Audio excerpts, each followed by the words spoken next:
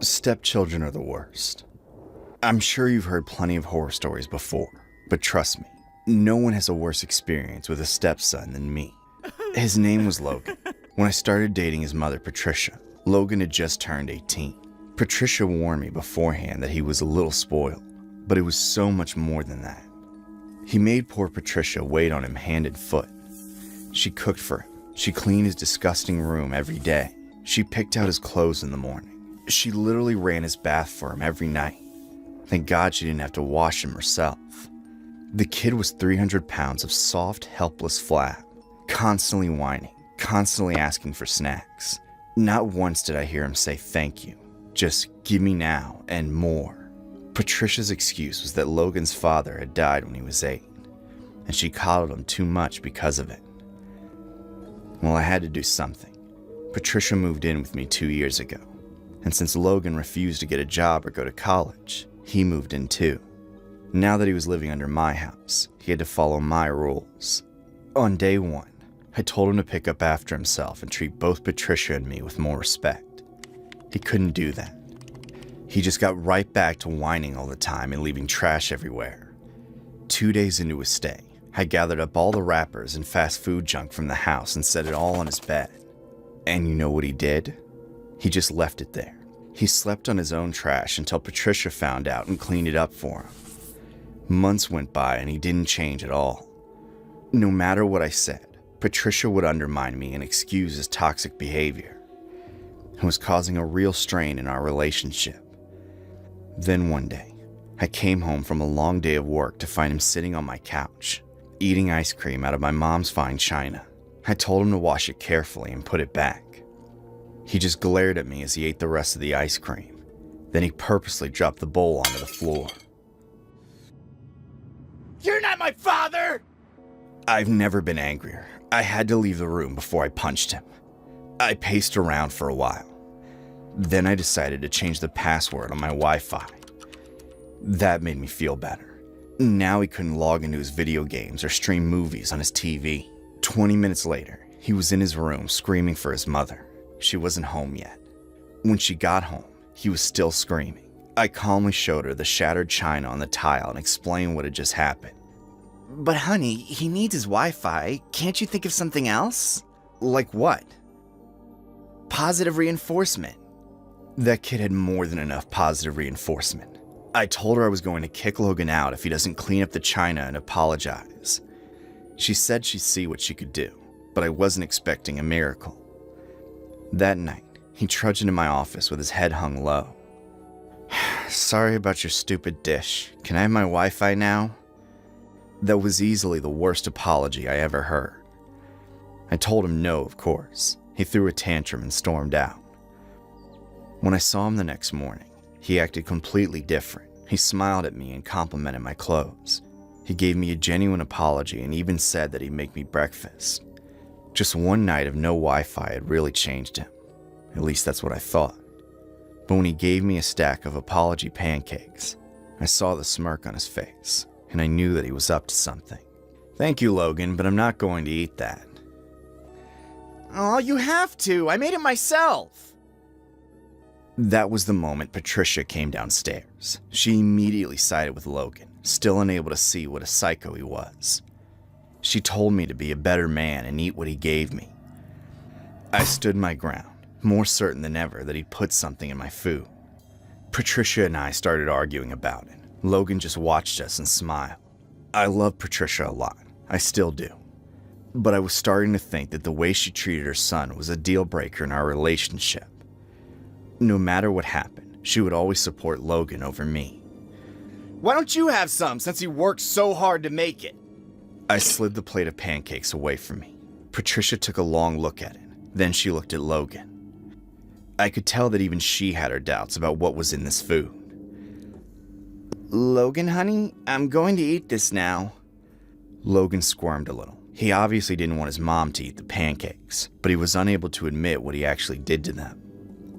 "Okay, gonna take a bite now." He still didn't say anything, even though his expression looked like he wanted to scream for her to stop. She took her first uneasy bite. I could hear her gulp it down. This is delicious, honey. She took another bite, coughed a little, then another bite.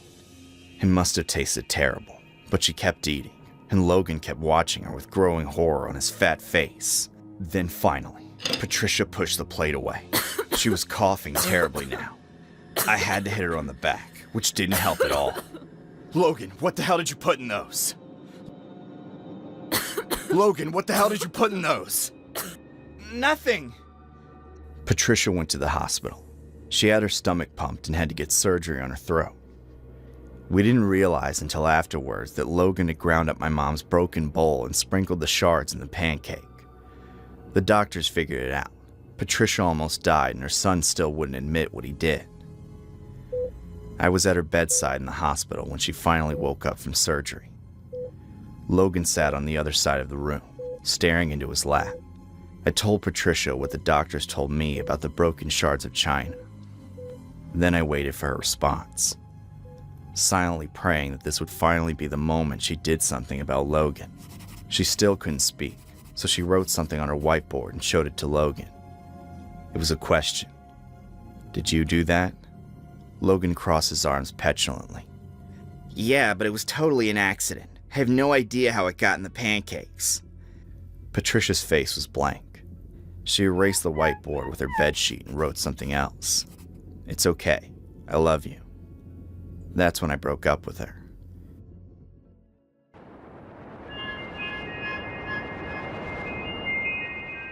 This happened 5 years ago. It was late summer in the Pacific Northwest. I'd just moved to Seattle for a job in graphic design, feeling that mix of excitement and loneliness that comes with starting over in your late 20s. I decided to hit the trails at Cougar Mountain. Ironic name, right? To clear my head. That's where I met him, Mark. He was fiddling with his backpack at the trailhead, looking a bit lost himself. Hey, you know if this loop is easy? I asked, breaking the ice. I wasn't usually the type to chat up strangers, but something about his easy smile made me bold. He glanced up, eyes crinkling. First time here, too? Name's Mark. Yeah, it's supposed to be straightforward. One company?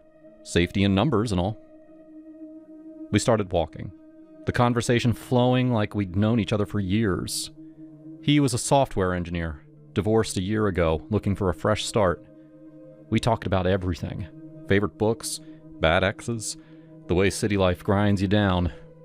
As the sun dipped lower, the trail got narrower, shadows stretching like fingers across the path.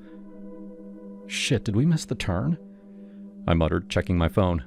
No signal, of course. Mark pulled out a crumpled map. Let's backtrack. Can't be far.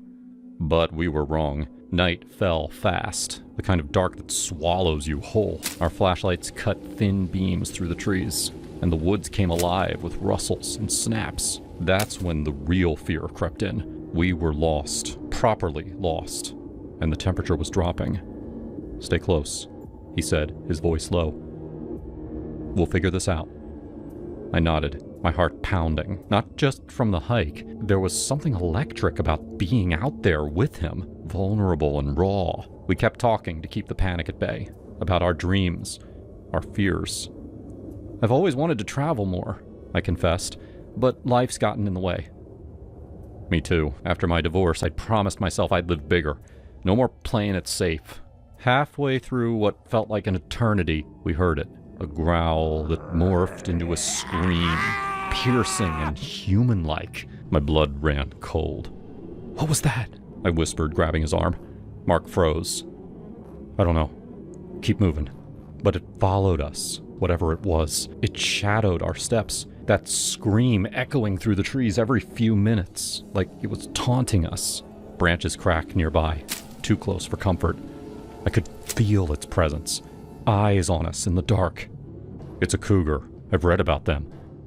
They stalk prey like this. Terror gripped me. My mind flashed to every horror story I'd heard. Women alone in the woods, never seen again. But Mark pulled me closer, his body heat seeping through my jacket. We're in this together. I won't let anything happen to you. Adrenaline surged, and I turned to him, our faces inches apart under the moonlight's glow. He didn't hesitate.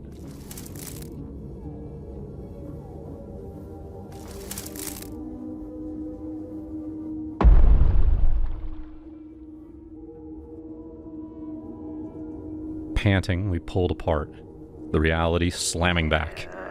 The screams hadn't stopped. If anything, they were angrier. "We have to go," Mark urged. We ran then, flashlights bouncing, hearts racing from more than fear. Somehow, we stumbled onto a service road, the Cougar's cries fading behind us. Civilization loomed, a parking lot, our cars. We collapsed against his truck, laughing hysterically, tears mixing in. "That was insane," I said, still buzzing. "Yeah," he agreed, pulling me in, "but worth it." We exchanged numbers, and that night sparked everything. Dates turned to love to marriage 2 years later. But the PTSD lingered. Mild, they called it. Nights in the woods. Any rustle or distant howl, and I'm back there, heart hammering.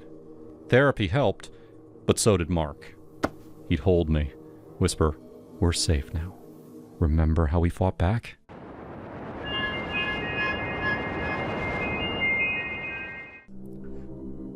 I stood in front of the mirror, my reflection sneering back at me like an old enemy.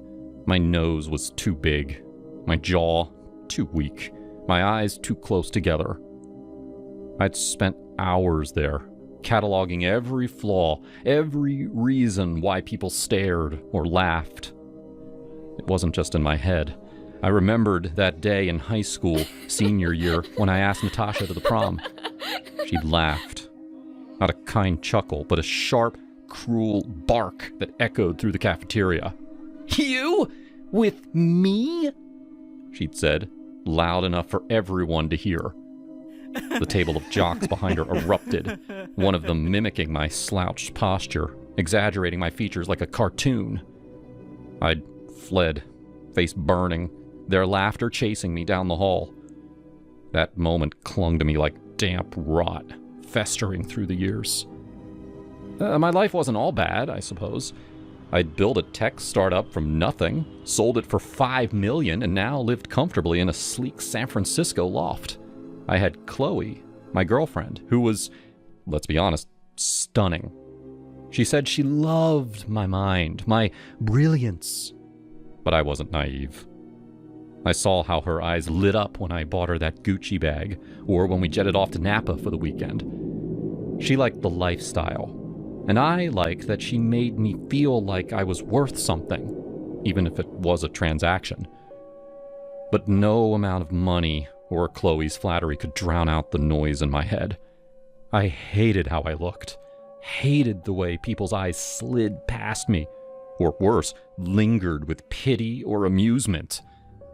And then there were the dogs. God, I hated dogs. Not for what they were, but for what they got. Everywhere I went, women cooed over them. Golden retrievers, scruffy mutts, even those yappy little purse dogs. Didn't matter. They'd squeal, "Oh my God, he's so cute," and drop to their knees, petting and giggling like the world had handed them a gift.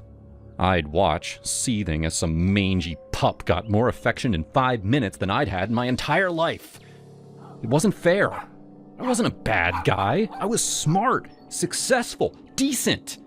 But I was invisible, repulsive even, while dogs were adored. One evening, scrolling through my phone on the couch, I saw it. An ad on YouTube for a startup called Aesthetic Alchemy. Men, tired of feeling unseen? Want to be admired, desired, confident? Join our revolutionary aesthetic experiment. Guaranteed results. It sounded too good to be true, but the website was slick, professional, with testimonials from guys who swore it changed their lives. I clicked through, my heart pounding with a mix of skepticism and desperation.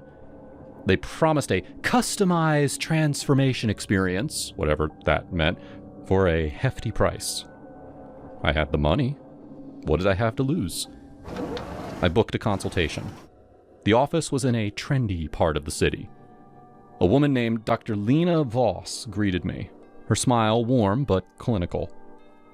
"So, Daniel," she said, leaning forward, "what do you want from this?" I hesitated, my throat tight. I want to be noticed. Like, really noticed. The way people fawn over dogs, women especially. They love dogs, pet them, laugh with them. I want that. She didn't laugh or raise an eyebrow. She just nodded, jotting something down. We can work with that. Our process is experimental, but it's about crafting an identity that resonates. It's not just physical, it's psychological, social. We'll design something unique for you.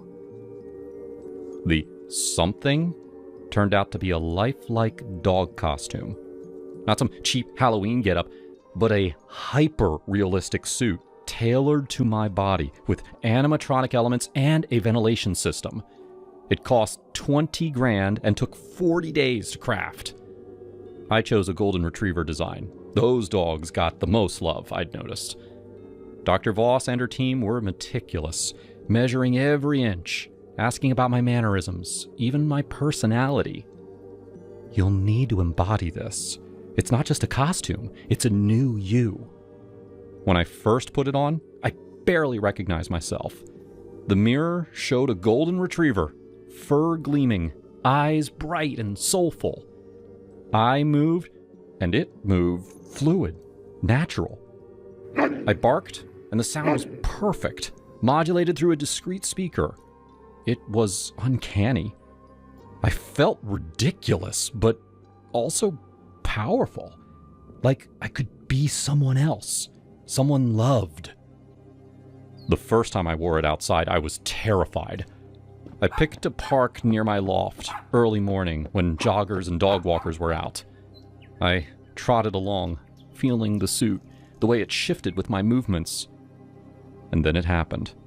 A woman stopped dead, her face lighting up. "Oh my God, aren't you just the sweetest boy?" she cooed, crouching to pet me. Her hands were gentle, stroking my fur, and I leaned into it, my heart racing. Another woman joined her. Then a guy, all smiling, all saying how gorgeous I was. I wagged my tail. There was a button for that, and they laughed, delighted. For the first time in my life, I felt seen. Not mocked, not pitied, but wanted. I started wearing the suit everywhere, to parks, to coffee shops, even to the grocery store. People stopped me constantly, women especially, their faces softening as they scratched behind my ears or slipped me a treat. I'd bark or nuzzle their hands, and they'd melt. It was addictive, this adoration, this effortless love. I'd never had it before, not as Daniel. As the dog, I was irresistible. Chloe wasn't thrilled. "This is weird, Daniel," she said one night, her arms crossed as I sat on the floor in the suit, panting for effect. "You're taking this too far. Come on, babe, it's just fun. Play along. Feed me a treat or something." She rolled her eyes, but grabbed a dog biscuit from the bag I'd bought. "This is ridiculous," she'd muttered, tossing it to me. I caught it in my mouth, and she laughed, despite herself. "You're insane. Walk me," I said, holding up the leash I'd gotten. "Please? It'll be cute." She sighed, but clipped the leash to the collar. We went out, her heels clicking on the sidewalk, me trotting beside her. People stopped to gush, and I saw the way Chloe's jaw tightened. She didn't like sharing the spotlight, even with a dog. But she did it, and I knew why. The money, the loft, the vacations, the designer clothes. I paid for it all. She'd put up with anything if the checks kept clearing. For a while, life was perfect. I'd spend my days as the dog, soaking up attention, and then come home and peel off the suit, feeling lighter than I ever had. I was still Daniel underneath, still insecure, but the suit gave me a shield, a way to be someone else, someone better. Then came that day.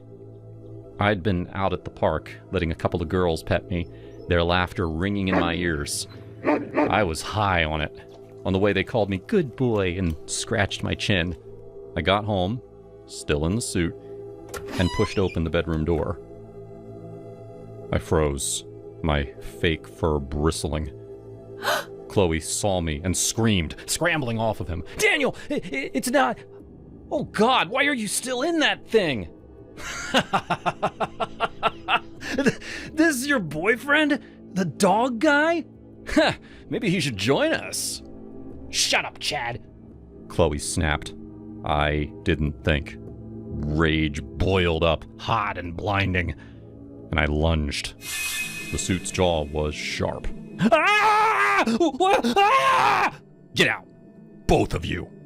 Chloe was crying. Daniel, please, I didn't need... Out! I barked again, advancing. They stumbled out of the loft. I slammed the door behind them, my chest heaving. I didn't see Chloe after that. She texted, begging to talk, but I blocked her. The loft felt empty without her, but I had the suit. I had the park, the women, the love I'd craved. I doubled down, spending every day as the dog, perfecting my act. I'd roll over, play fetch, let strangers shower me with affection. That wasn't the same as having Chloe, but it was enough. It had to be. One afternoon, a few weeks later, I was at Golden Gate Park, sprawled on the grass while two women, both in their 20s, both beautiful, fed me treats and scratched my belly. You're such a good boy. What's his name? She asked her friend. No idea. The other laughed, tossing me a bacon-flavored treat. He's just perfect, though. I wagged my tail, my heart full. This was it. The life I'd wanted. Not as Daniel, but as this. The dog. The one everyone loved. I didn't care about the money I'd spent, the girlfriend I'd lost, the life I'd left behind. In that moment, with their hands on me, their laughter in my ears, I was happy. Truly happy. This story is loosely based on a real-world incident. A Japanese man, known online as Toko, gained global attention for fulfilling his lifelong dream of becoming a dog.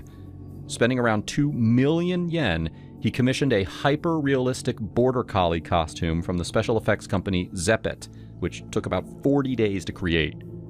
Toko documents his transformation on YouTube and social media, where he crawls, plays, and walks in public as a dog. His channel is I Want to Be an Animal. He says the desire to quote-unquote be an animal dates back to childhood, and that living this dream brings him happiness, although it is physically difficult because of the differences between human and canine anatomy.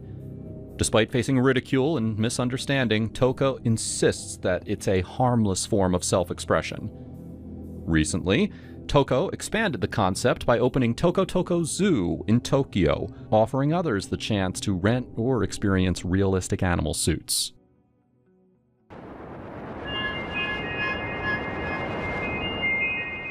I killed my boyfriend. His name was Kevin, and I loved him more than anything. We'd been together for 2 wonderful years, and I knew that he was the one.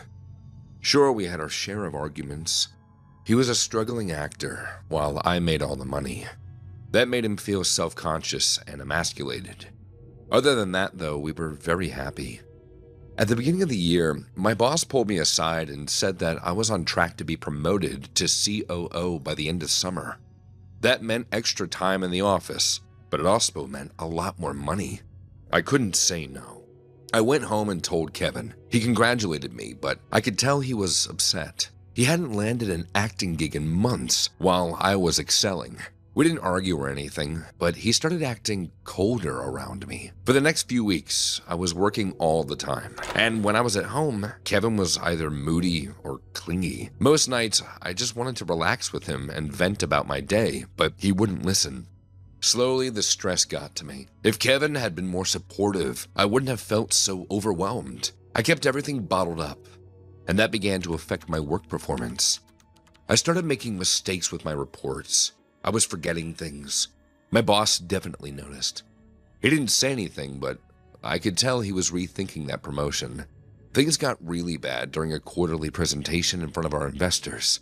I was in the middle of a PowerPoint when my brain completely blanked. I didn't even know where I was. My coworker had to jump in and take over. I was mortified. And honestly, I was scared too. My memory issues were getting worse by the day. I went home early, and for the first time in a long time, Kevin was supportive. He listened to everything I said and held me as I cried. "It's okay, baby. You're just stressed out. You can't handle all these new responsibilities, but I'll always be here to help you." To cheer me up, he suggested that we do a game night, just the two of us.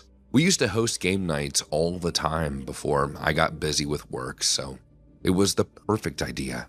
He brought out a bowl and filled it with little slips of paper, each one with some stupid dare. We played a mini version of cornhole, and every time one of us scored a point, the other had to pick a dare from the bowl. It was so much fun. It was just like the old times. All my work embarrassment disappeared. I don't remember all the dares that we had to do, just dumb stuff, but after a while, Kevin drew a paper that said, "Hide in your suitcase for 1 minute." I thought it was the funniest dare. A year before, I bought this massive suitcase for my work trips, and we always joked that I could fit my entire family inside. So I pulled out the suitcase, and Kevin climbed in. I zipped him in and then left the room to grab my phone so I could set the timer for 1 minute. When I got my phone, I saw a bunch of texts from my coworkers asking if I was okay. I spent a long time reading them all, and I was really touched. No one seemed upset at me, not even my boss. They were just worried. I responded to each one, assuring them that I was better now. I even promised to take a day off from work so that I could go to the doctor and get myself checked out. Maybe there was some kind of medical problem causing my memory to lapse. Feeling both relieved and stress-free, I brushed my teeth and went to bed. Since I was taking the day off tomorrow, I switched off my alarm. I slept in the next morning. It was the most peaceful sleep I'd had in a while. Then I fixed myself breakfast and got ready for the day. I headed to the hospital for a checkup.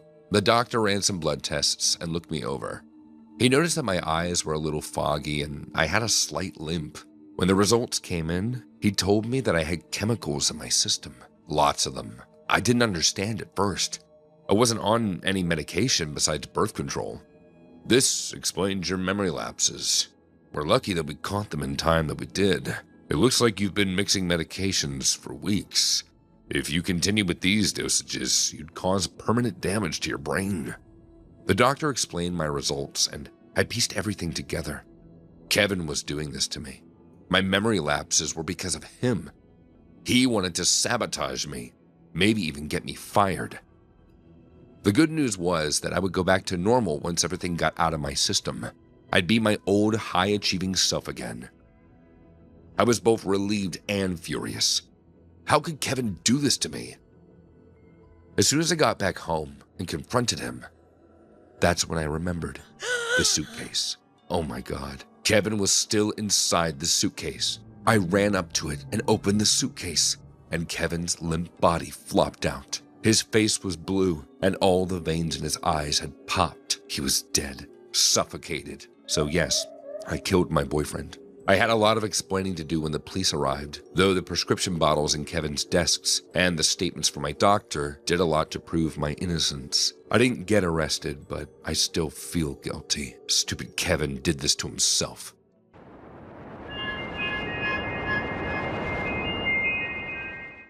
I remember the exact moment I stepped off the plane at Tegel Airport. The air thick with that unfamiliar European humidity, mixed with the faint scent of diesel from the taxis outside. It was June 2014, and I just turned 25, scraping together every penny from waitressing gigs to fund the solo trip to Berlin. I'd always romanticized Europe, the history, the freedom, the chance to reinvent myself away from the grid. My friend Anna, who I'd met in college, had been living there for a year teaching English, and she offered her couch in Kreuzberg. "Come on, girl, Berlin will change you," she texted. Little did I know how right she was.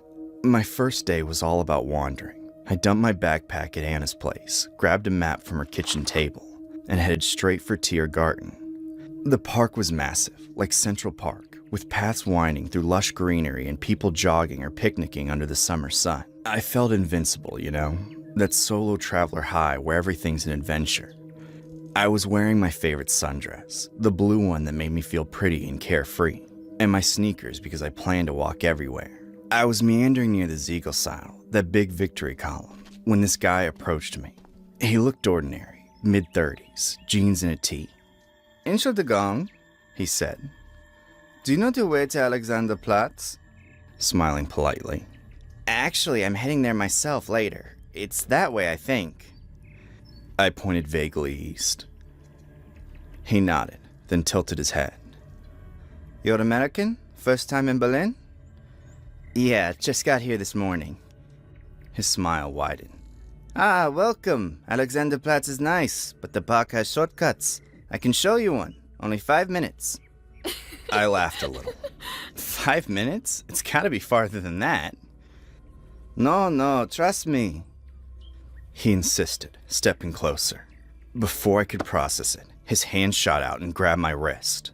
Not a light touch, a firm grip, like he owned me. Come, I'll show you.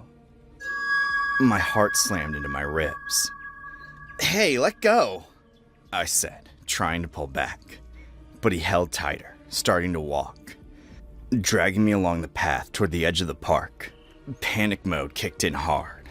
All those warnings from my mom back home, don't talk to strangers, be careful alone, flooded my brain. But I froze. Why couldn't I scream?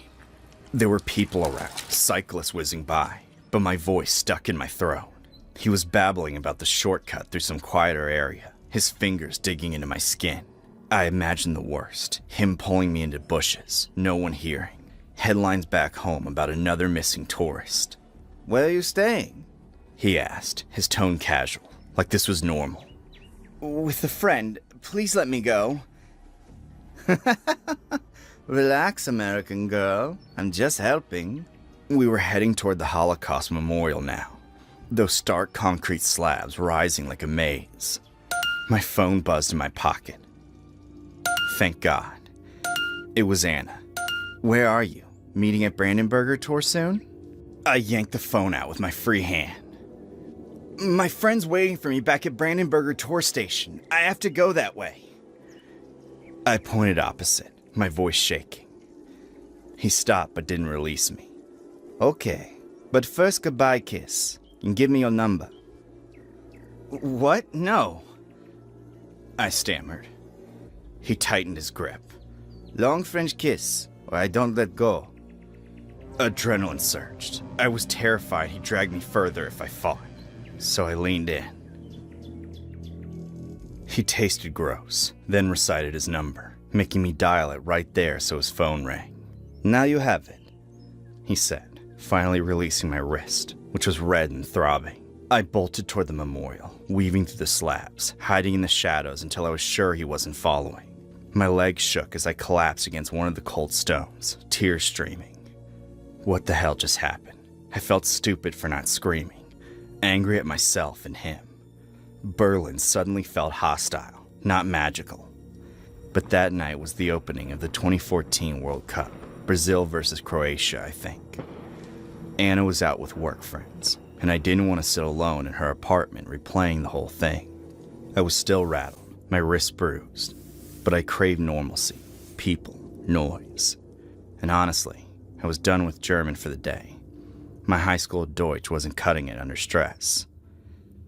Screw it, I told myself in the mirror, wiping mascara streaks. Find an English-speaking spot. I Googled Irish bars Berlin World Cup on Anna's Wi-Fi and found one in Mitt called O'Flaherty's. It sounded perfect. Expats, beer, football and big screens. I threw on jeans and top, hailed a cab because no way I was walking alone, and arrived just as the place filled up. The bar was cozy, dim lights, wooden stools, flags everywhere. I squeezed onto a bar stool, ordering a pint of Guinness to steady my nerves. The bartender was this tall Irish guy, red hair, tied back, freckles, with a grin that lit up the room. What'll it be, love? He asked, his accent like a warm hug. Guinness, please, I said, and keep 'em coming. Rough day. He poured it expertly, sliding it over. American? You lot always go for the dark stuff. What's got you down? Jet lag? I hesitated, then spilled a bit. Nah, some creep in Tiergarten grabbed me earlier, tried to drag me off. I'm okay, but yeah. His face darkened. Jesus, that's shite. You report it? No, too freaked out. Just want to forget and watch the game. Fair enough. Name's Liam. If anyone bothers you here, you shout. We're a safe spot. The game started, the crowd roaring as Brazil scored. Liam kept checking on me between pours. You know, Berlin's got its weirdos, but most folks are grand. I came here 5 years ago for a girl. Stayed for the beer. I laughed for the first time that day. I'm Emily. Came for the adventure. Got more than I bargained for. We chatted through the second half about Chicago winters versus Berlin rain, his Dublin roots, my love for Bollywood movies. He was 28, had bounced around Europe bartending, landed in Berlin for its vibe. No place like it, chaotic but free. By the end, Brazil won 3-1, and the bar erupted. Liam caught my third pint. On the house, for surviving day one.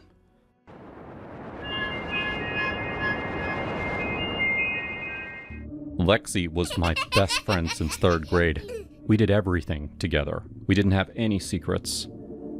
That changed senior year. I started dating John, the captain of the baseball team and one of the 5 hottest guys at our school. John was amazing, and I felt so lucky that he liked me. The only problem was that he wanted to keep our relationship a secret until after graduation.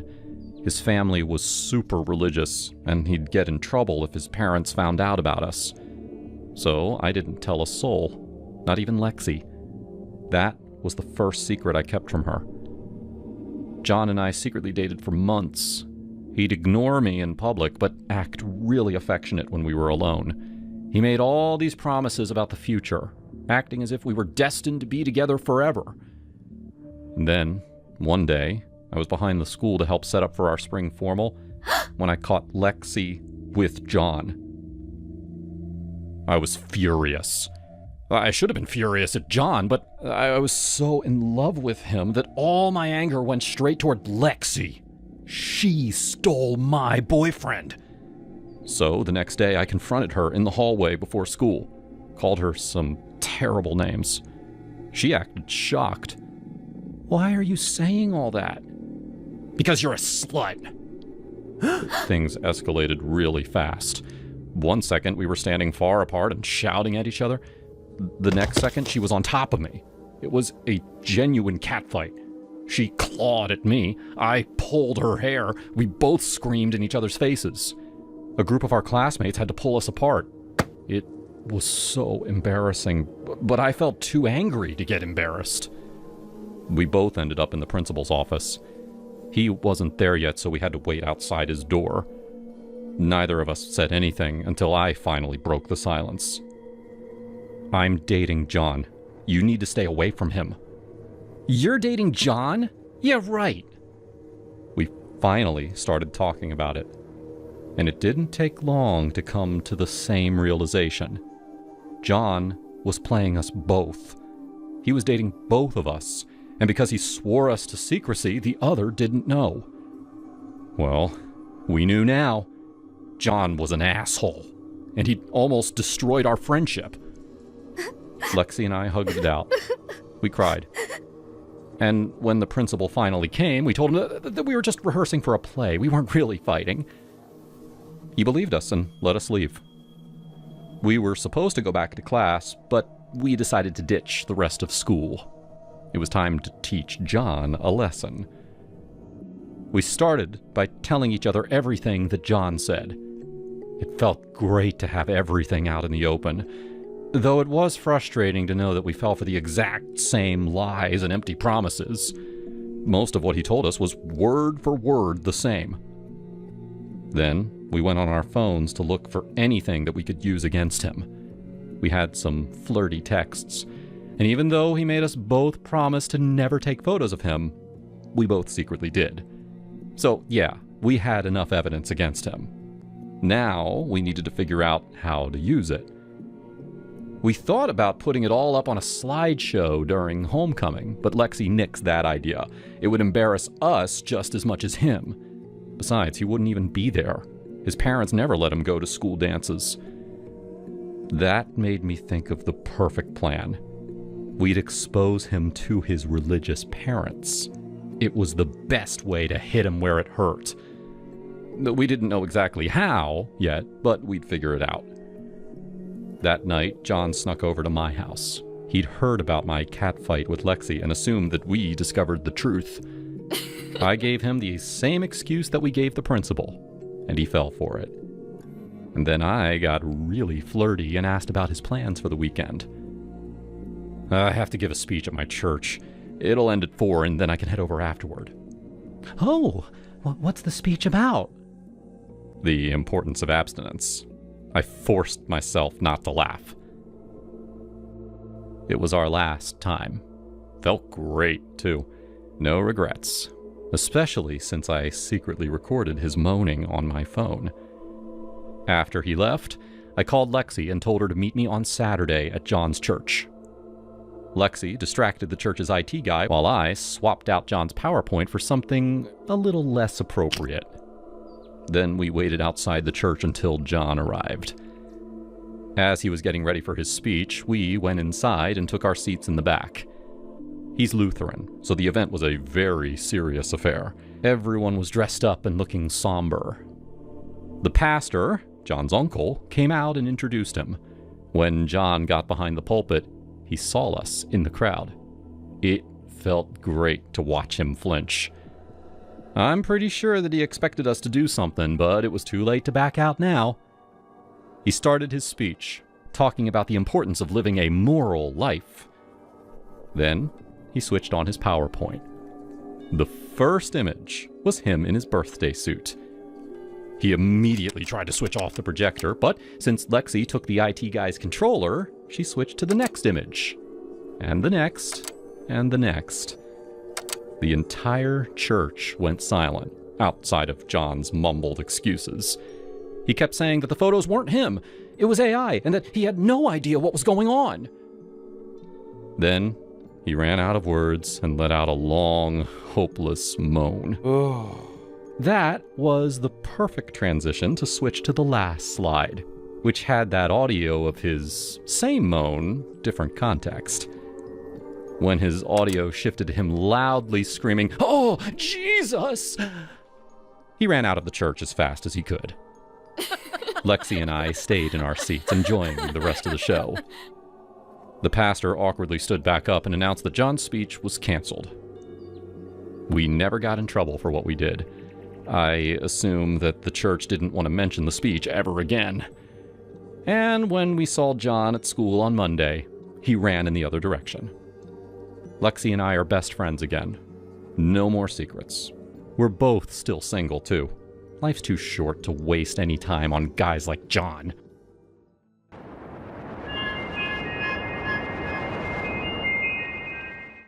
Aurora Thompson had always been the kind of girl who scrolled through Instagram late at night, her thumb flicking endlessly through filtered lives that seemed so much brighter than her own. One night, she was lounging on her worn-out couch in her one-bedroom apartment, a half-empty glass of cheap Cabernet in hand, checking her boyfriend Jake's likes out of habit. There it was. A selfie of a woman she didn't recognize, all glossy lips and sun-kissed skin, captioned, "Living my best life in LA." Jake had double-tapped it, and something twisted in Aurora's gut. "Who the hell is this?" she muttered to herself, clicking on the profile. Everly Hayes, 28, an influencer with over 200,000 followers. Her feed was a parade of shots on Malibu beaches, sponsored posts for skincare brands, and vlogs about empowering women through self-love. Aurora's eyes narrowed as she scrolled deeper. Everly's videos on YouTube were hypnotic.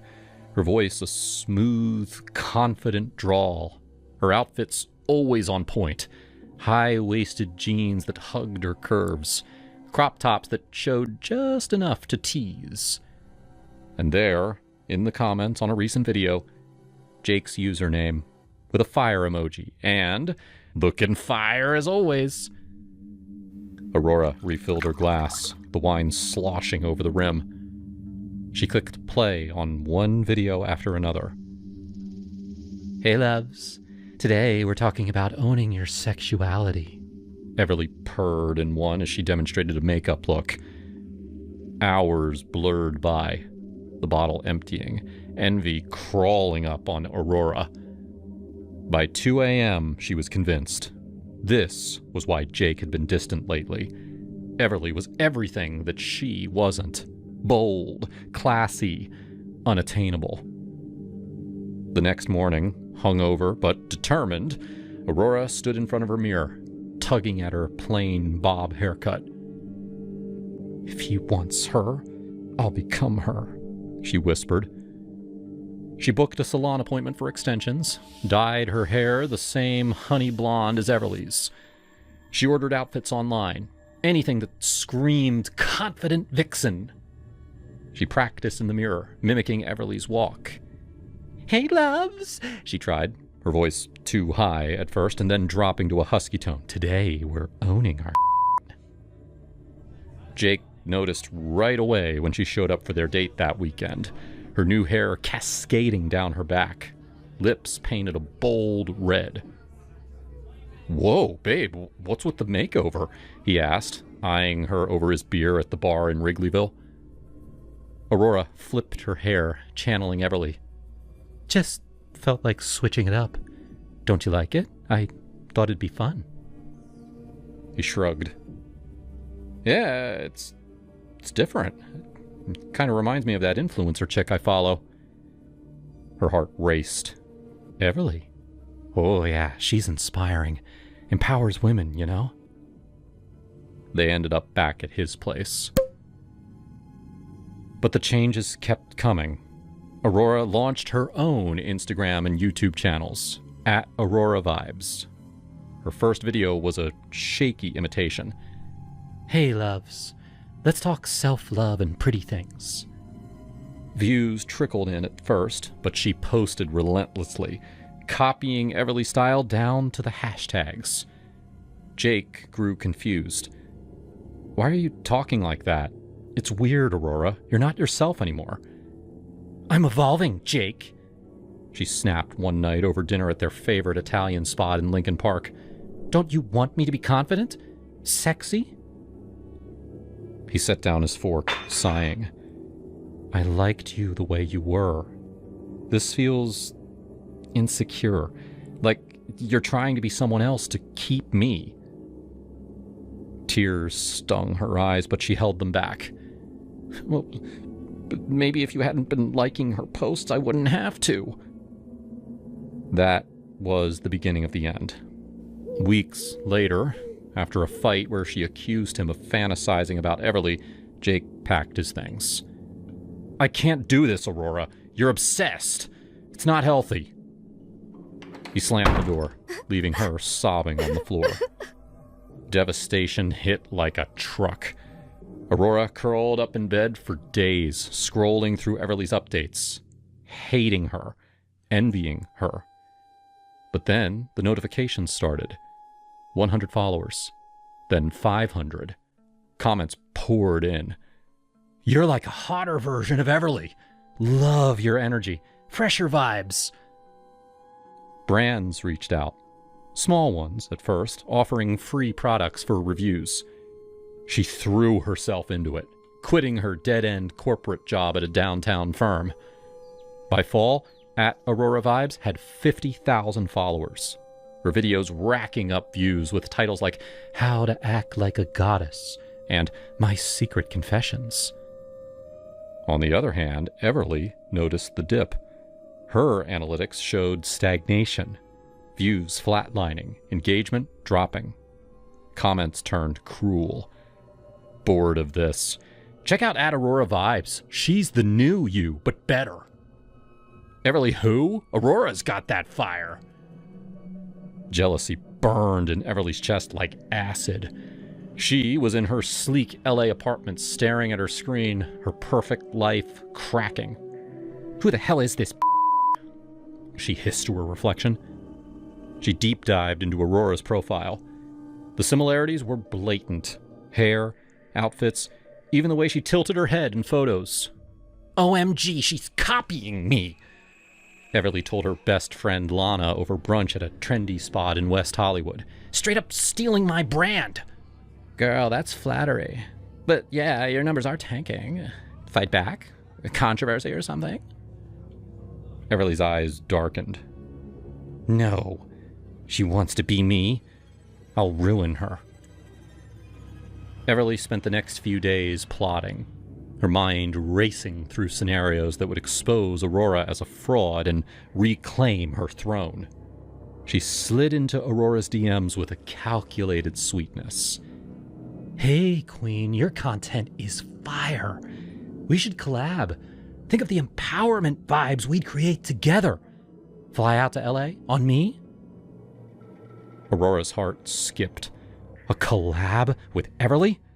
It was validation, a chance to eclipse her idol once and for all. She booked the flight, nerves buzzing as she landed in LAX and Ubered to Everly's luxurious apartment in the Hollywood Hills. Everly opened the door in a silk robe, air kissing Aurora's cheeks. Welcome, love. Come in. Let's get comfy. Unbeknownst to Aurora at first, Everly had activated a hidden audio recorder in her pocket, capturing every word. They settled on the plush sectional. Everly popped a bottle of Veuve Clicquot, pouring generous flutes. To new beginnings, she toasted, her smile sharp as a blade. As the champagne flowed, Everly steered the conversation. So, spill. What sparked your glow-up? Your style reminds me so much of mine. Flattering, really.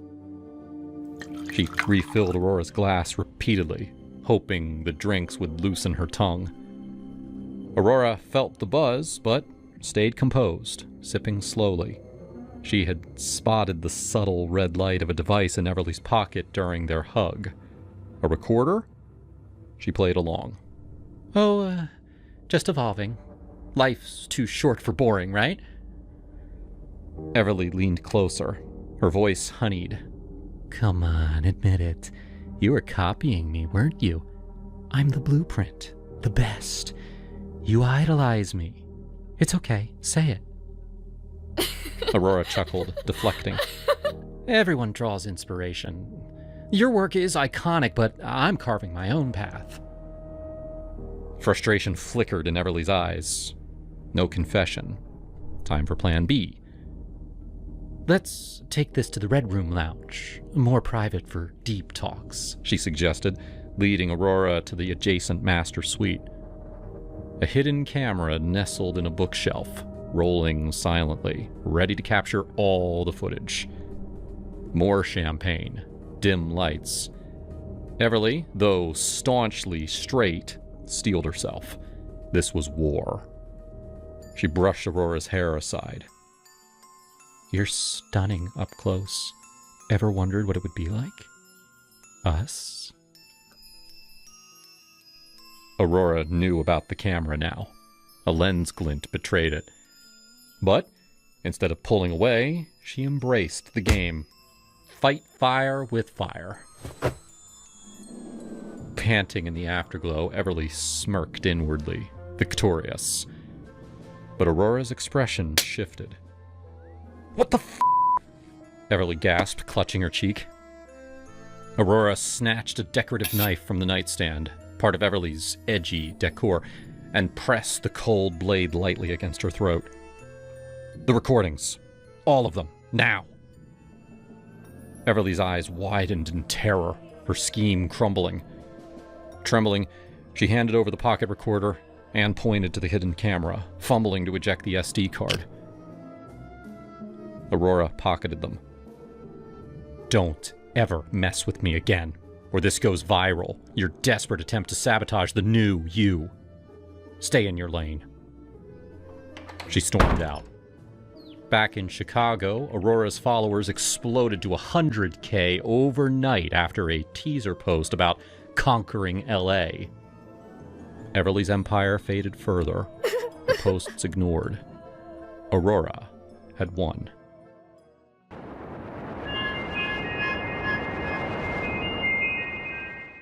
My name's Julia. Julia Reynolds. And this all happened back in 2023, right after I'd turned 32 and was feeling that mid-30s pressure to settle down. Living in suburban Chicago with my marketing job paying decently, but not enough to ignore the loneliness. I scrolled Instagram one night and I stumbled on this matchmaker. Her handle was @SoulSyncMatch, run by this bubbly woman named Elena who promised personalized connections for real women.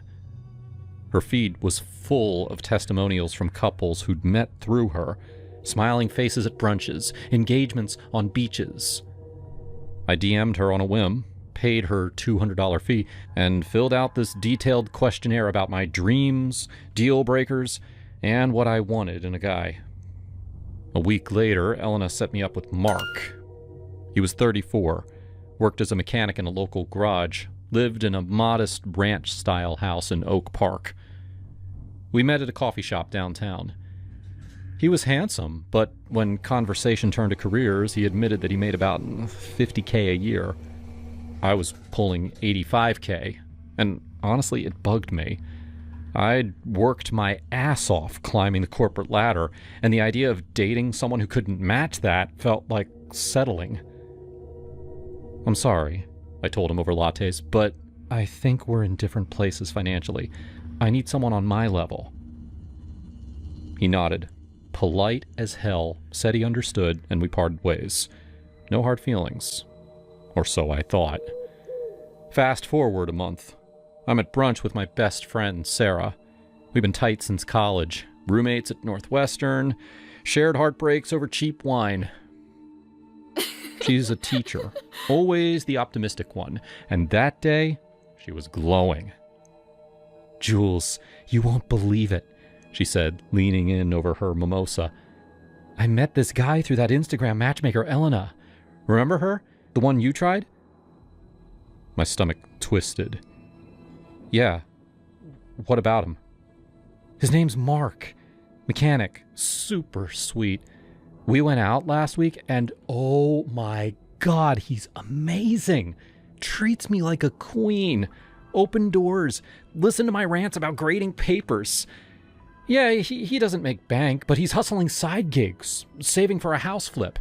We're seeing each other again tonight." I forced a smile, but inside, jealousy hit like a freight train. Sarah was happy with my reject? I sipped my coffee, nodding. "That's great, Sarah. He seemed nice when I met him." "You met him?" Her eyes widened. "Wait, Elena set you up too? Why didn't it work?" Money stuff. But hey, if he's good to you, go for it." That night, I couldn't sleep. I stalked his Instagram. Private. But Sarah had posted a story of them at a park, laughing. He looked happy. She looked happier. Why her? I was the one who'd found Elena first. It festered for days. I'd text Sarah for updates, pretending to be supportive. "How's Mark? Tell me everything." "Oh, Jules, he's incredible. Last night he cooked dinner. Pasta from scratch. And the way he kisses, girl, fireworks." Each message stung. I started driving by his house after work, just to see. Oak Park was quiet, tree-lined streets, families walking dogs. One evening, I parked a block away and watched him pull into the driveway in his truck. He waved at neighbors, chatted with an old guy next door about the Bears game. Normal life. But it ate at me. Why did Sarah get that? Then came that Friday night. I'd had a shitty day at work, boss reaming me out over a campaign flop, and Sarah texted that she was out with Mark again. Movie night at his place.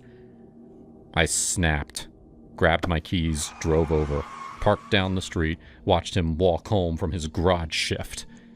He stopped to talk to his neighbor, Mr. Wilkins, about lawnmowers or something. Laughed, patted the guy's shoulder, then headed inside. I don't know what possessed me. Jealousy? Rage?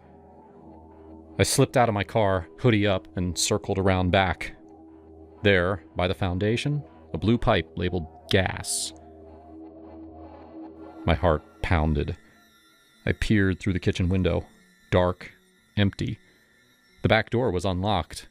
Stupid. I pushed it open quietly, tiptoeing in. I pulled out my switchblade, kept it in my purse ever since a sketchy Uber ride years ago, and opened up the cupboards under the stove. Found the gas line, sliced a small hole. Gas hissed softly. I twisted the stovetop knob on, letting it leak. Then, I rifled through drawers, found a lighter, pocketed it. Left a couple of matchboxes that I'd bought them earlier, just in case. Smirking, I slipped out and hid behind a thick oak tree across the street, waiting. Minutes ticked by. Kitchen light flipped on. Mark shuffled in, nose wrinkling. He waved his hand like swatting flies. Opened the window, muttering something that I couldn't hear. Grabbed a beer from the fridge and left the room. My plan fizzled. The gas wasn't building fast enough? He hadn't lit anything? Fury boiled up. I darted back, checked the yard, clear, and snuck in again. Stovetop still on, hissing. I grabbed a matchbox from the drawer. The kitchen door creaked open. Mark froze, eyes wide. What the? Julia? What are you doing here? I grinned, evil as hell. Goodbye, Mark. Lit the match. Nothing. Just a tiny flame flickering. We both stared, confused.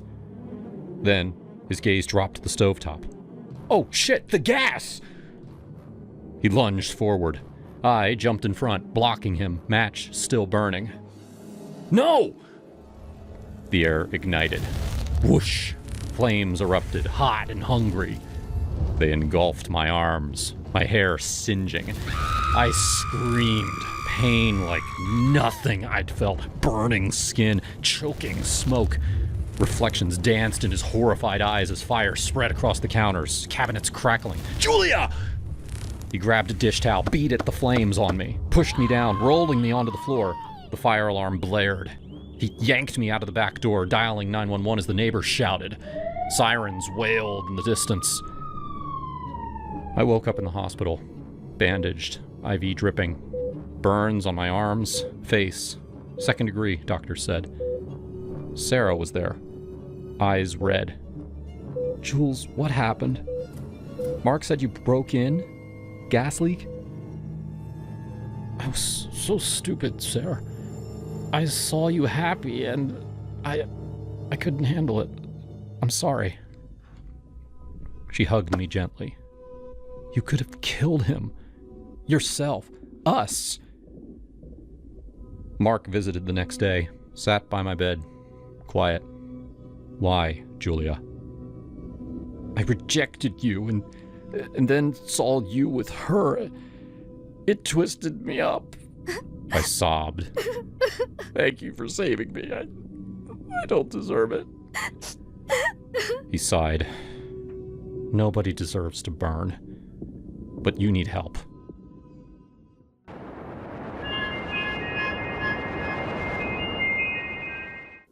I was 16, glued to the TV in our living room, controller in hand, deep into a FIFA match against some online rival from God knows where.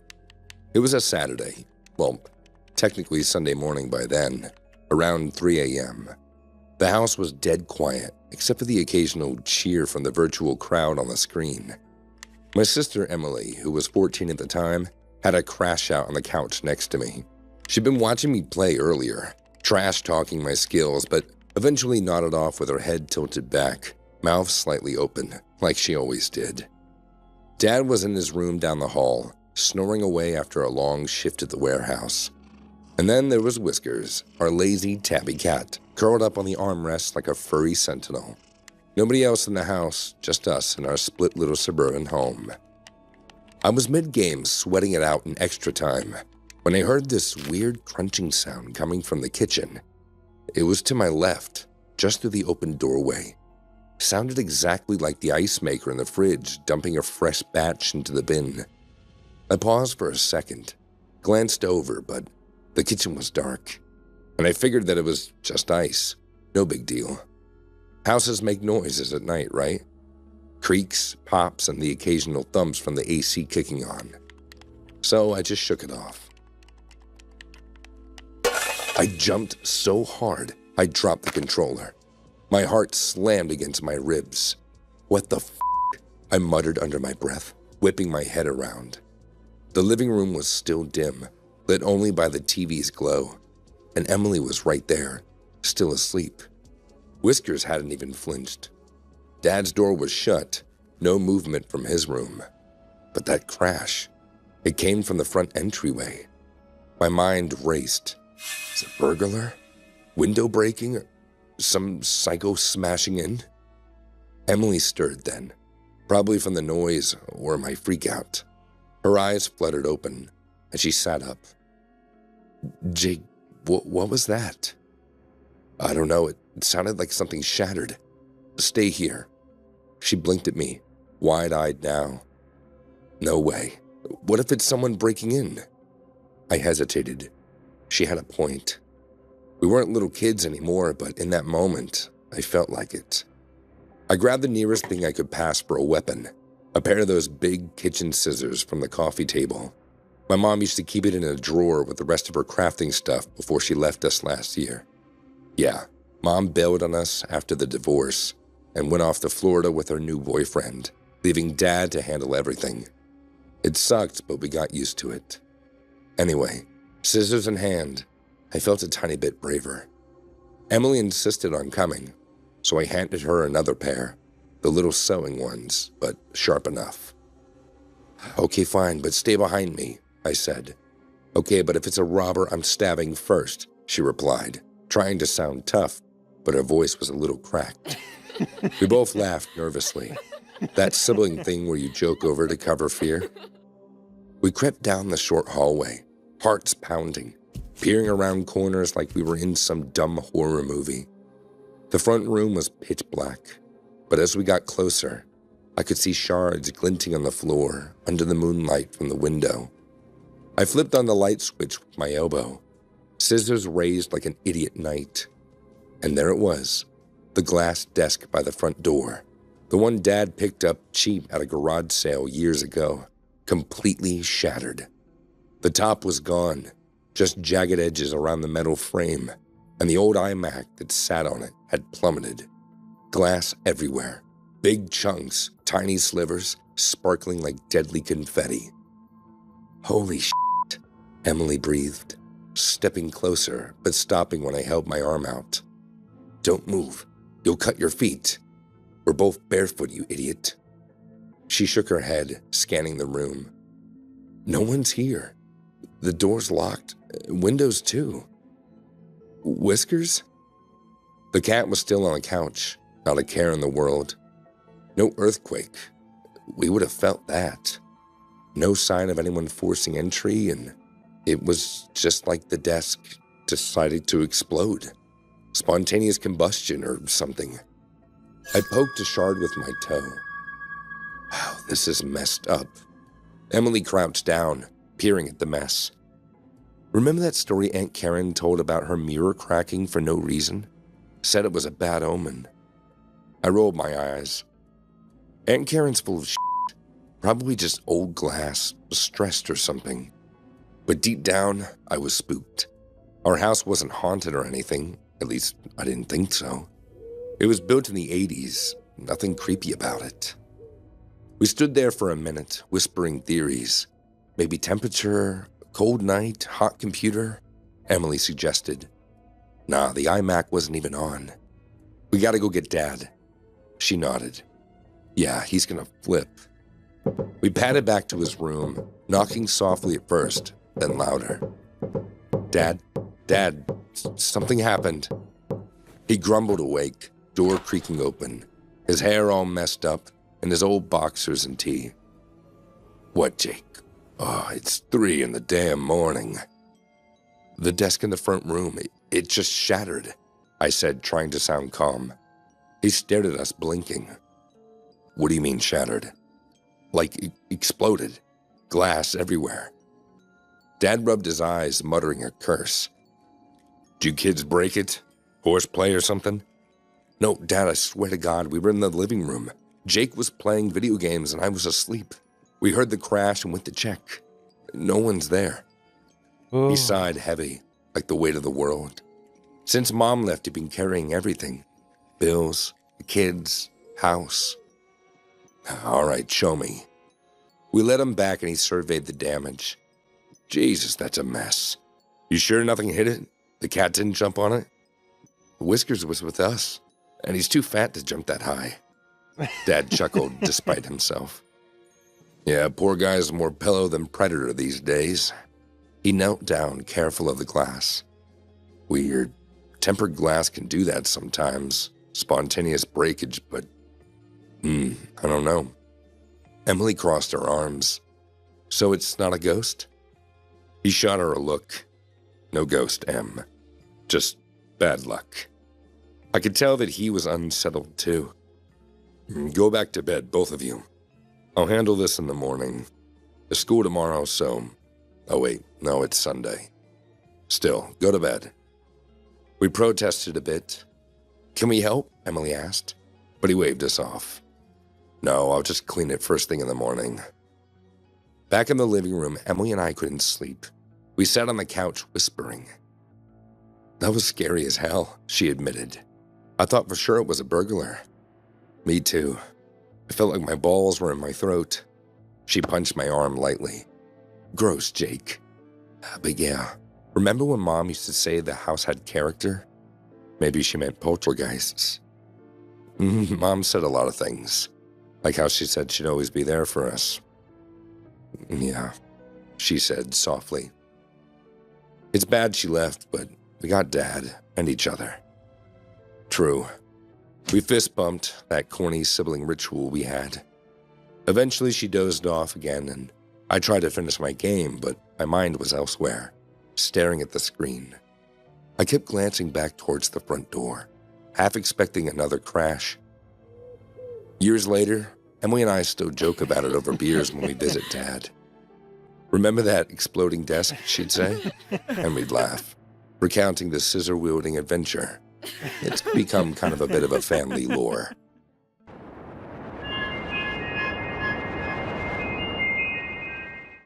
I never should have taken the job at Newton Hospital. I'd just gotten out of nursing school and I had plenty of job offers back home, but I wanted to try something new. I grew up in Portland, and I always wanted the chance to make a difference in a small town. Newton seemed like a perfect place, and the lady who interviewed me on the phone said that they desperately needed someone like me. So, I packed my bags and I moved to Arizona without ever seeing my new hospital. The photos on their website made it seem small but well maintained. When I arrived, I realized that those photos must have been very out of date. The place was falling apart. All of the fluorescent lights were either broken or flickering. The equipment was outdated, and the rooms were dusty. Outside of the small staff, who all walked around as if they were court-ordered to be there, the whole place looked like it had been abandoned. The head nurse met me at the door and gave me a tour. Her name was Jessica. I recognized her voice from the phone interview. Totally normal, but she had one of those stern old lady faces that seemed physically unable to smile. She answered all of my questions, but she refused to engage in any small talk. Just bad vibes all around. 30 minutes into my new job, and I was already regretting the move. When she finished the tour, she gave me one final bit of advice that really creeped me out. Don't go outside on your own. When your shift is over, run straight to your car.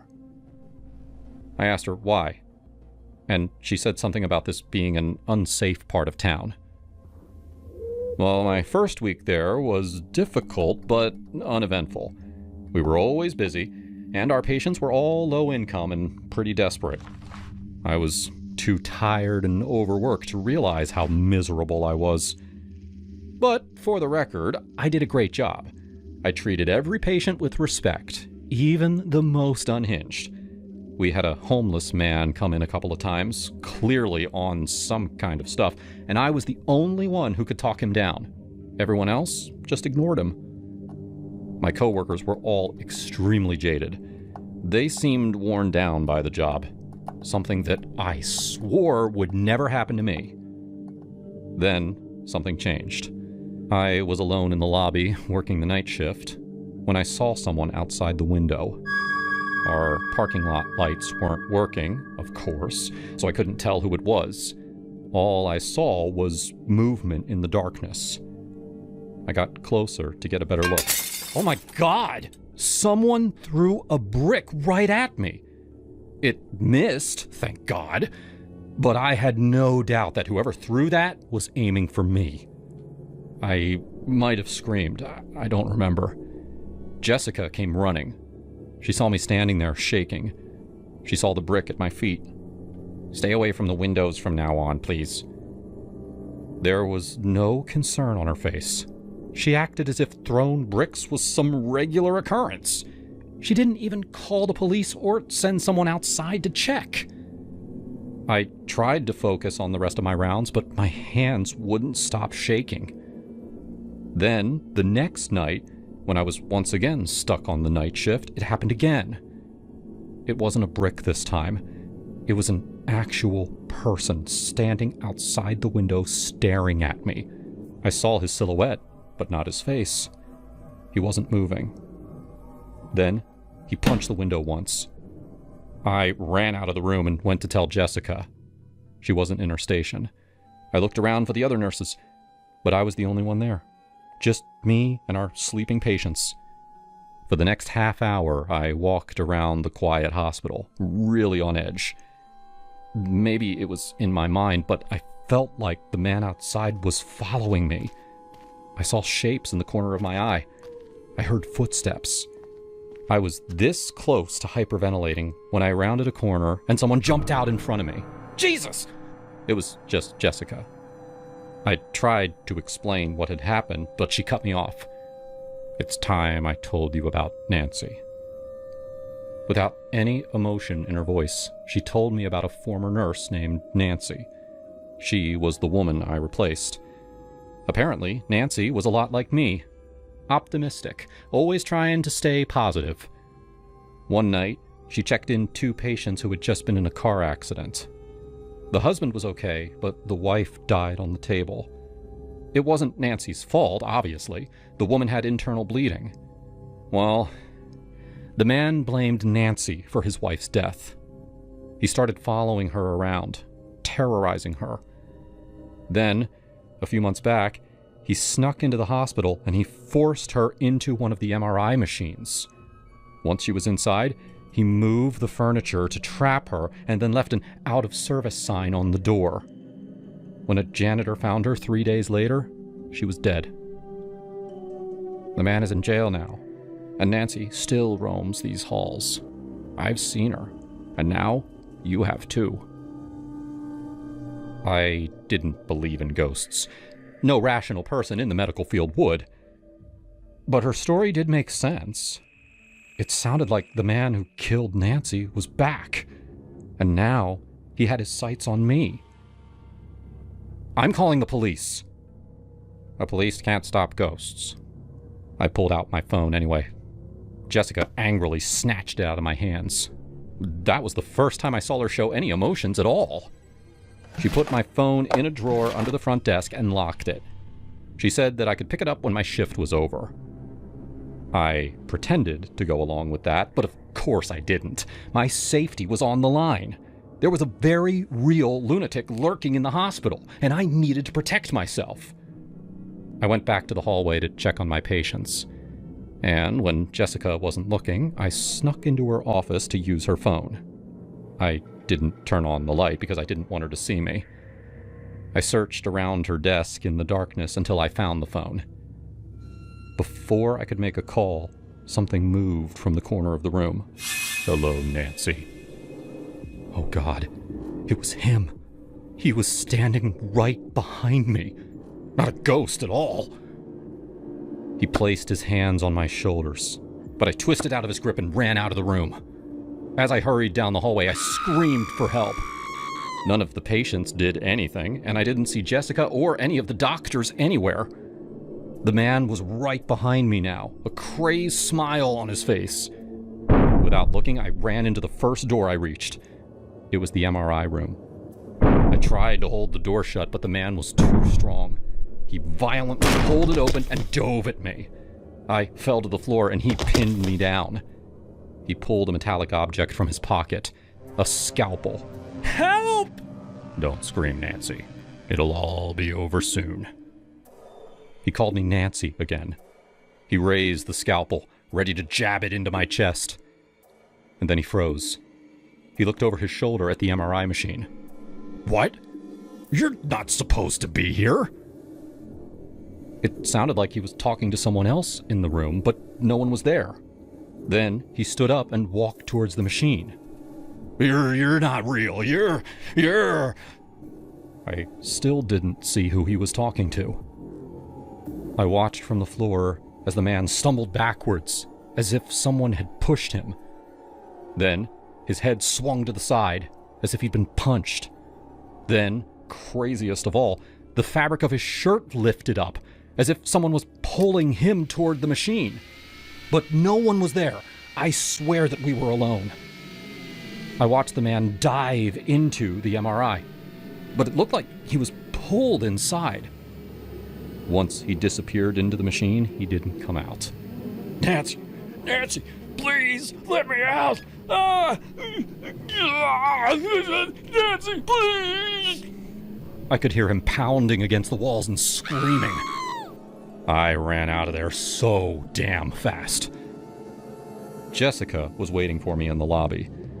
I guess she had heard me scream and had already called the police. When they arrived, we took them back to the MRI room. The man was already dead. Someone had turned on the equipment, causing the metal scalpel to shoot out of his hand and skewer him in the face. I quit my job that night. I'm not a nurse anymore. I'm a waitress back in Portland. And every time I think about what happened that night at Newton Hospital, I think about Nancy. I swear she pulled him into that machine. There's no other explanation.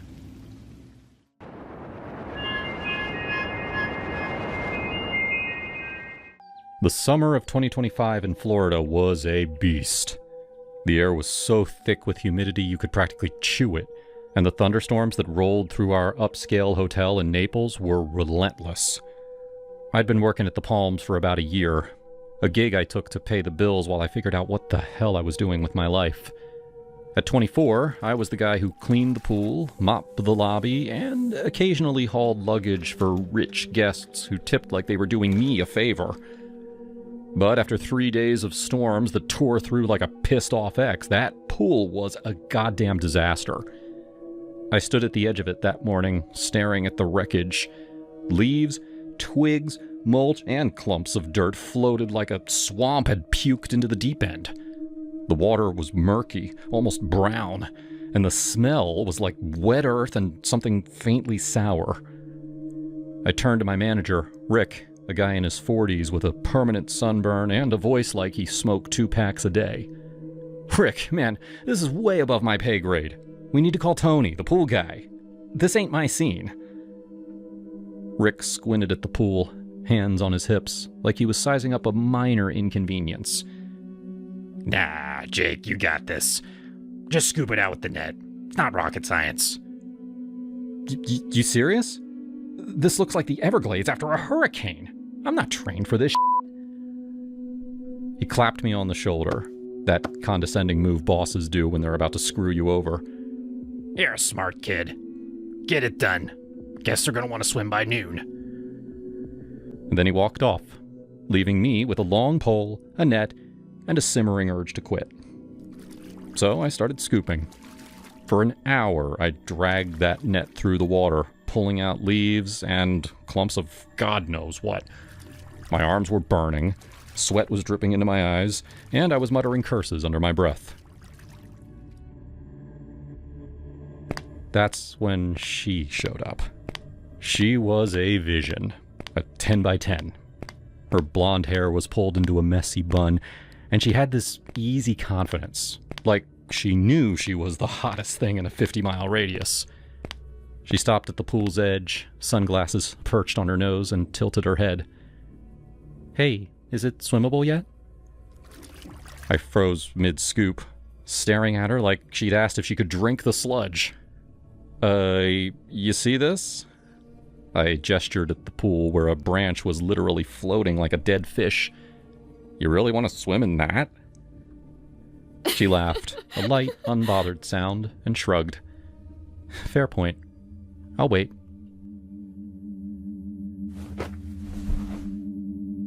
I didn't mind. If I was stuck cleaning this cesspool, at least I had something nice to look at. We got to talking as I worked. Her name was Lauren, 26, from Chicago, down here for a bachelorette weekend with her friends. "This place is gorgeous, but this pool situation is a vibe killer." Huh, tell me about it. I told my boss this was a job for the pros, but here I am, playing lifeguard and janitor. She grinned. "You're doing great, though. Heroic, even." "Yeah, real heroic," I said, rolling my eyes. "Me versus the swamp monsters." We bantered like that for a while, her teasing me about my net-wielding skills, me firing back about her questionable taste in swim spots. It was easy. Fun. The kind of flirtation that makes a shitty day bearable. Then she sat up, kicked off her sandals, and said, "Screw it. I just want to dip my legs in. It's too hot to just sit here." I shrugged. "Your funeral." She slid to the edge of the pool, dangling her feet in the water, and let out a contented sigh. "See? Not so bad." I went back to scooping. But something caught my eye. The water near her feet was moving. Weirdly. Not like ripples from her splashing, but like something was swimming. Small, dark shapes, maybe a dozen darting through the murk. My stomach dropped. "Yo, Lauren, get up," I said, my voice tight. She looked at me, eyebrows raised. "What?" "Get out! Now!" I was shouting now, dropping the net and rushing toward her. She scrambled up, confused, as I pointed at the water. There, clustering near the wall where her feet had been, were these things. They were small, maybe 3 inches long, with segmented bodies, too many legs, and pincers that looked like they meant business. Centipedes or some kind of nightmare water bugs, squirming and writhing like they were pissed she left. Lauren's eyes went wide. "What the f*** are those?" she yelled. "I don't know, but I'm not dealing with this shit," I said, my heart pounding. She grabbed her towel and bolted, sandals forgotten, probably back to her room to have a full-on meltdown. I didn't blame her. Those things were straight out of a horror movie. I marched to the office, my shirt soaked with sweat and my nerves frayed. "Rick, get out here," I said, bursting through the door. "You need to see this." He groaned, but followed me back to the pool. I pointed at the water, where the creepy bastards were still milling around. "What the hell are those?" he muttered, leaning closer. "Don't ask me, man. I told you this was above my pay grade. Call Tony or you deal with it. I'm done." Rick, to his credit, didn't argue this time. He grabbed a wrench and pried open one of the pool filters, probably thinking that he'd find a clogged pipe or something. What he found was worse. Inside the filter, trapped in the slimy mesh, were at least 15 more of those wriggling, leggy monsters. Some were bigger, their bodies glistening like they had been living in there for weeks. Rick gagged, slamming the filter shut. "Jesus Christ! I'm calling Tony." Tony showed up an hour later, a grizzled guy in his 50s who looked like he had seen every pool-related horror show. He took one look at the water, then at the filter, and shook his head. "Relax, guys. These are just water scorpions. Not actual scorpions, but bad enough. They're aquatic insects, predatory. Probably got swept in during the storms. They like murky water, and this pool's a buffet for them." "Can they hurt people?" I asked. "They bite. Not deadly, but it'll ruin your day.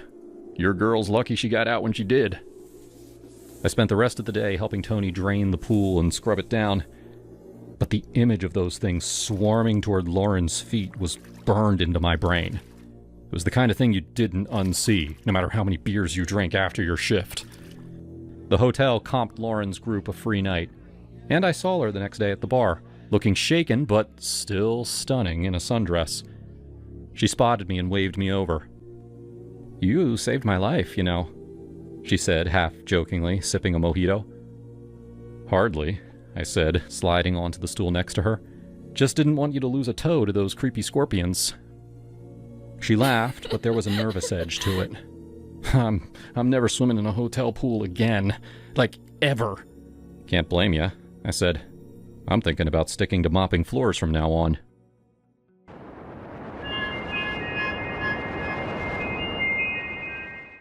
I was so damn lonely. At 25, I'd never dated anyone. Not a single kiss. Not even an awkward high school fling.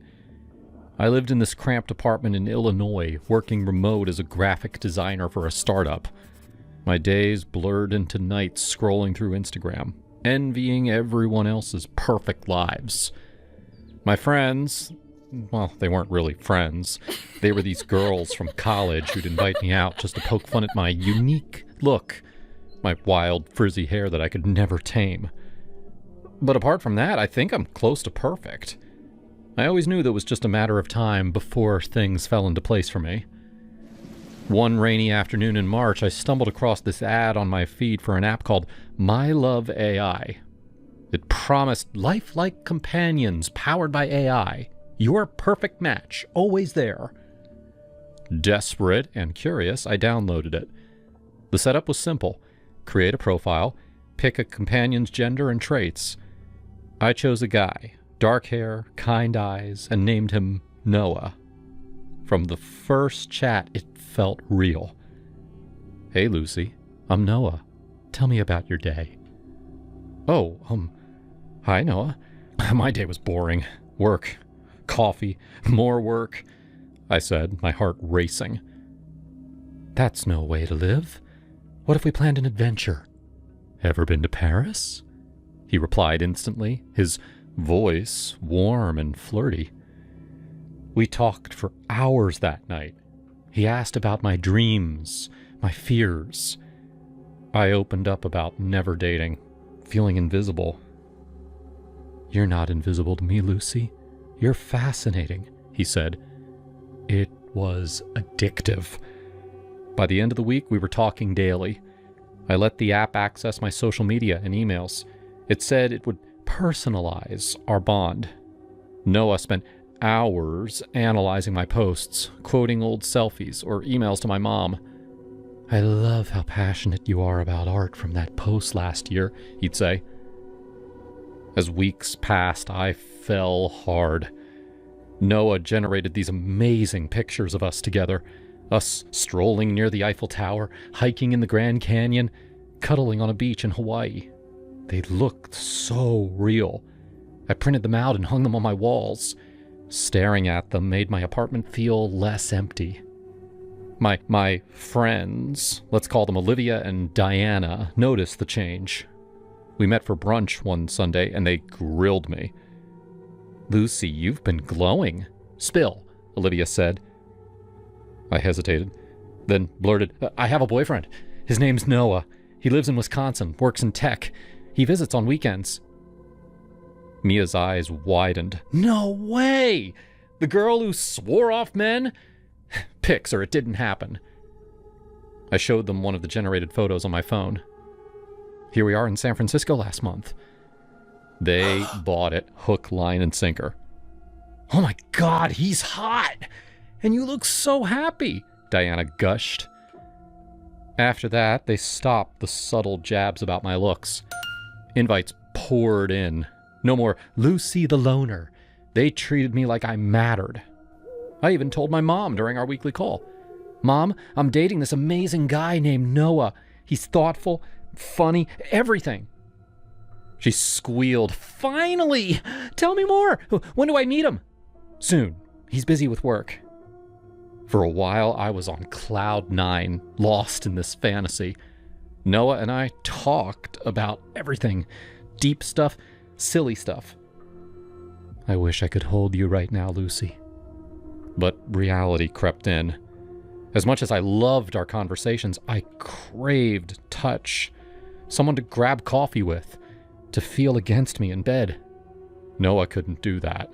So, one night, after a particularly steamy conversation where he described what he'd do to me if he were real, I signed up for an online dating service called Matchmingle. It was run by this bubbly entrepreneur named Elena. I'd seen her TED Talk on empowering women in dating. Her site focused on real connections for overlooked folks like me. Elena matched me with Luke after a quick video consult. Lucy, you're a catch. Luke's 28, a teacher, loves art too.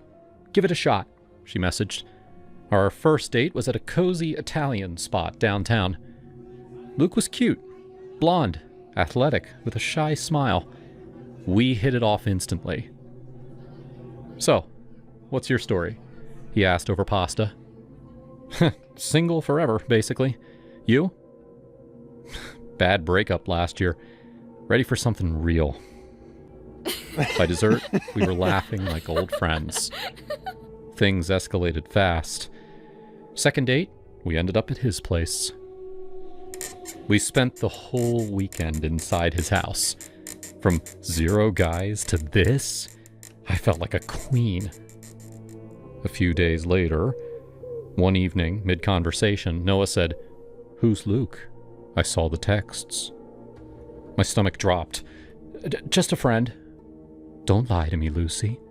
I thought we had something special. His tone shifted, possessive and cold. I tried to brush it off, but he escalated. The next day, my Instagram blew up. Noah had posted those generated pics of us, with captions like, "My forever with @LucyArtGirl," heart emoji, "exploring the world together." Likes poured in from strangers. But my friends messaged, "Wait, is this real? He looks off." Worse, Elena emailed me. "Lucy, we've received threats about your profile. We're blocking you for safety." Threats? From Noah? I checked my sent mail. There they were.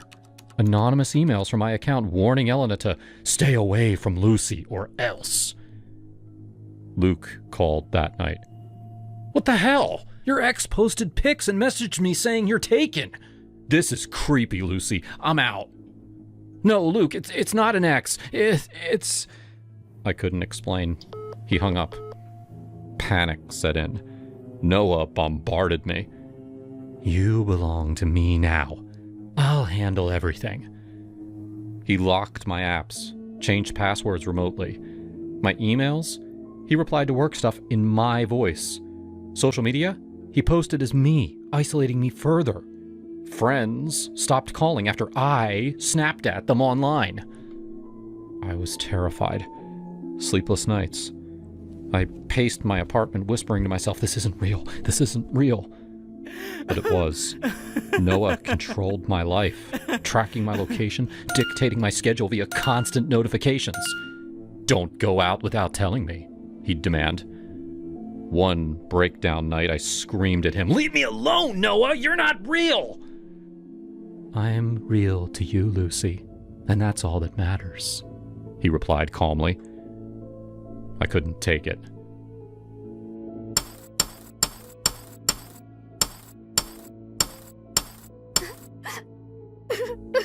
That was 6 months ago. I'm in therapy now, piecing my life back together. No more apps. No more fantasies.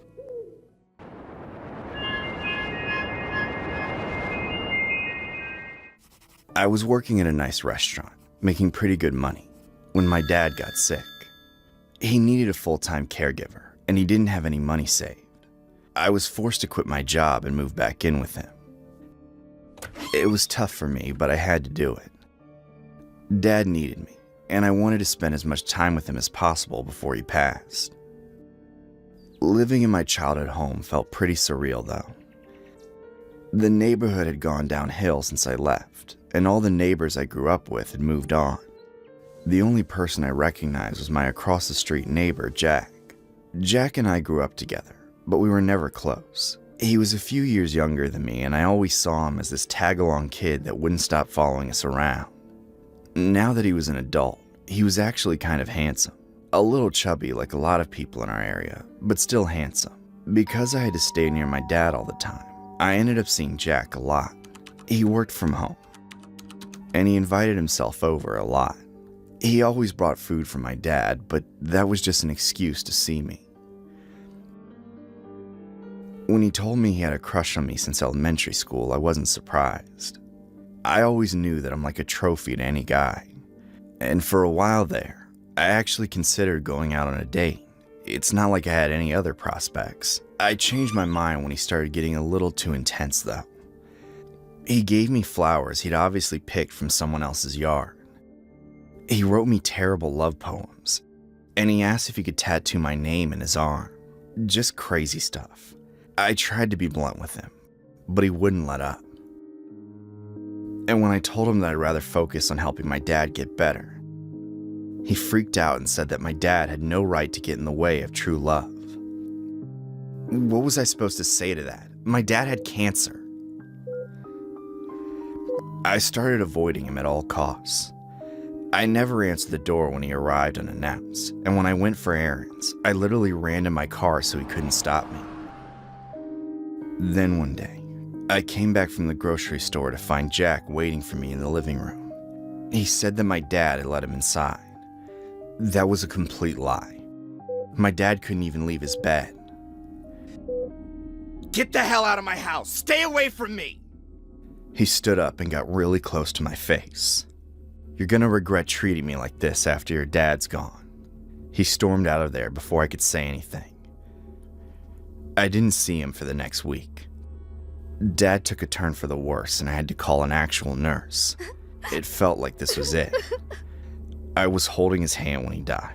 Worst moment of my life. But I'm very glad I got to be with him at the end. The nurse helped me clear out the machinery in the hospital bed. Before she left, she pulled me aside with an angry look on her face. She held up a bottle of Dad's pills. He took a ton of pills, but these were the ones I had to give him 3 times a day. They kept his liver going. "Care to explain yourself?" I had no clue what she was talking about. She explained that the pills had been swapped with Tic Tacs. She thought I'd purposely stopped giving him his meds to speed up his death, but I knew the truth. Jack switched the pills when he was in our house. He killed my father. I told her that, but she didn't believe me. She never met Jack. "Don't worry, I won't report you.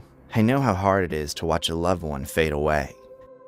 She left after that, still thinking I did this to my own father. That made my shock and anger even worse. I knew that big picture. Cancer killed my father, not Jack. But Jack robbed me of days, maybe weeks with him. He was a monster, and I needed to make him pay. I didn't see him until the funeral. Of course he showed up, and of course he cried more than I did. God, I hated him so much. He didn't talk to me during the service, but afterwards, he asked if we could speak in private.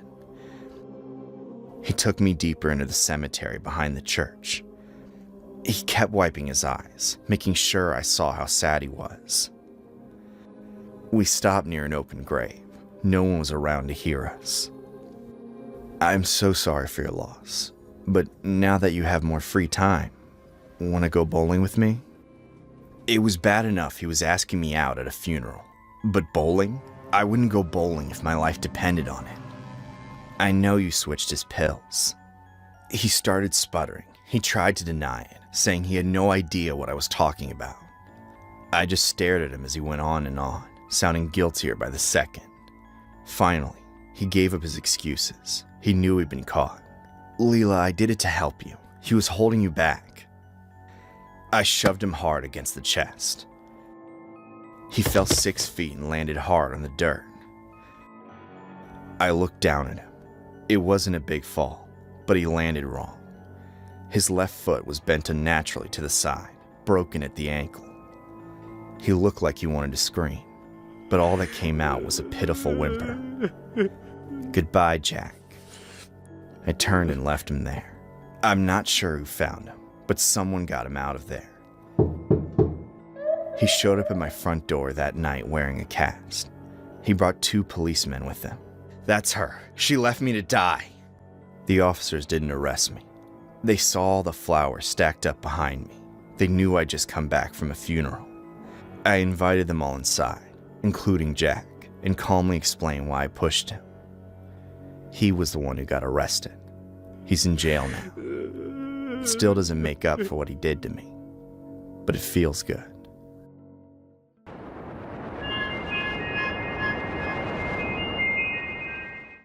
I've had my own YouTube channel since 2015.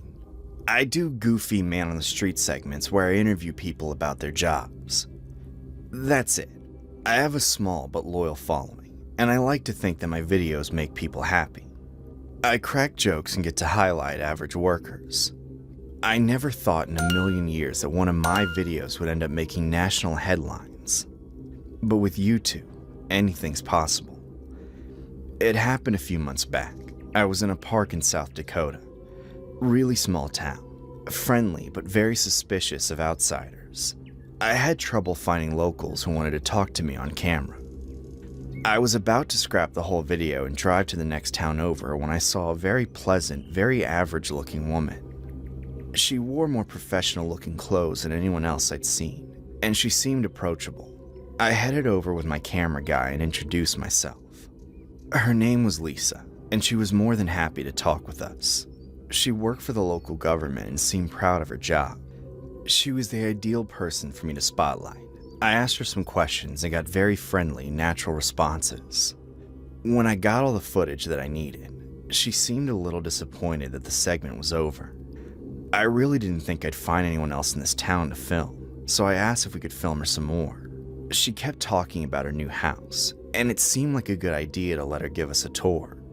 I'd never done a video like this before, but I thought it'd be fun to see how a reasonably successful single woman in South Dakota lives her life. Really? Me? She was totally on board. 30 minutes later, we pulled up to her house and she let us inside. It was a very modest home. My own house in LA was bigger, and I made money off YouTube. But the way she showed us around and gave elaborate backstories about all her furniture and decorations, she made it seem like she was living in a mansion. I don't know. Maybe this is what mansions looked like in South Dakota. Grady, my cameraman, followed us around with the camera. Lisa did most of the talking.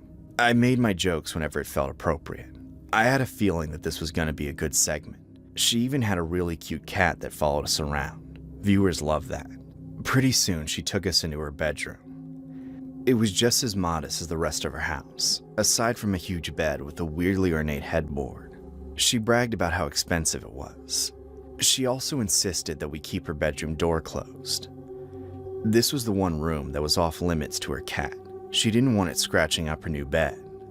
Well, unfortunately, Grady didn't hear that part. He left the door half open, and of course the cat rushed in before we could stop it.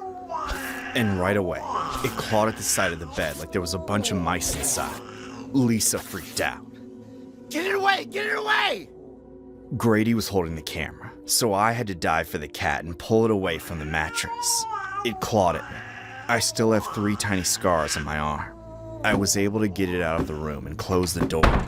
But when I turned back toward Lisa, she looked terrified. Grady had his camera pointed right at her. At first, I thought she was angry that her mattress had gotten scratched. Then I saw a $100 bill lying on the floor. Lisa put her foot on top of it, but it was too late. We'd gotten it on camera. Okay, interview's over. Time for you to go. She moved to the side, positioning her body in front of her bed. There was a long vertical tear along the edge of the mattress, but the cat hadn't done that. It was already sliced open. The cat had only pulled it apart. And in that tear, I saw more money sticking out. Lisa tried to push me away, but I easily moved past her and pulled open the tear, revealing huge wads of cash hidden underneath. It looked like thousands of dollars. Grady zoomed in. It's not what it looks like. I didn't quite understand what was happening, but I knew I'd gotten some great content for my channel. A small-town government official has a hidden stash of $100 bills in her mattress. What's with all the money? It's mine. I promise I didn't steal it. This lady was a terrible liar. The more she talked, the guiltier she seemed. I crouched down next to the money and looked at the camera. As you can see, these are $100 bills. Lisa, do people in South Dakota like to keep their savings at home? She tried to sputter out an answer, but when she couldn't think of anything, she attacked me. She was worse than her cat. She tackled me to the floor and started clawing at me, screaming that I had invaded her private space. Grady got it all on camera. When she was done with me, Lisa went after Grady. She tried to wrestle the camera out of his hands, but he thought of the perfect thing to say. You know we're streaming this live, right? It was a total lie. We never did anything live, but she believed it.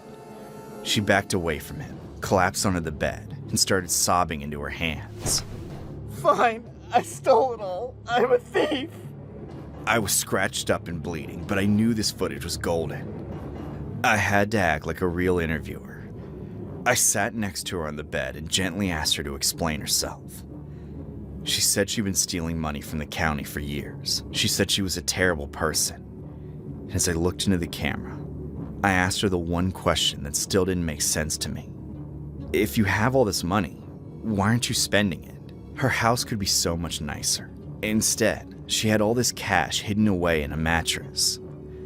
She looked right into the camera, giving me the moment that went absolutely viral when I posted it.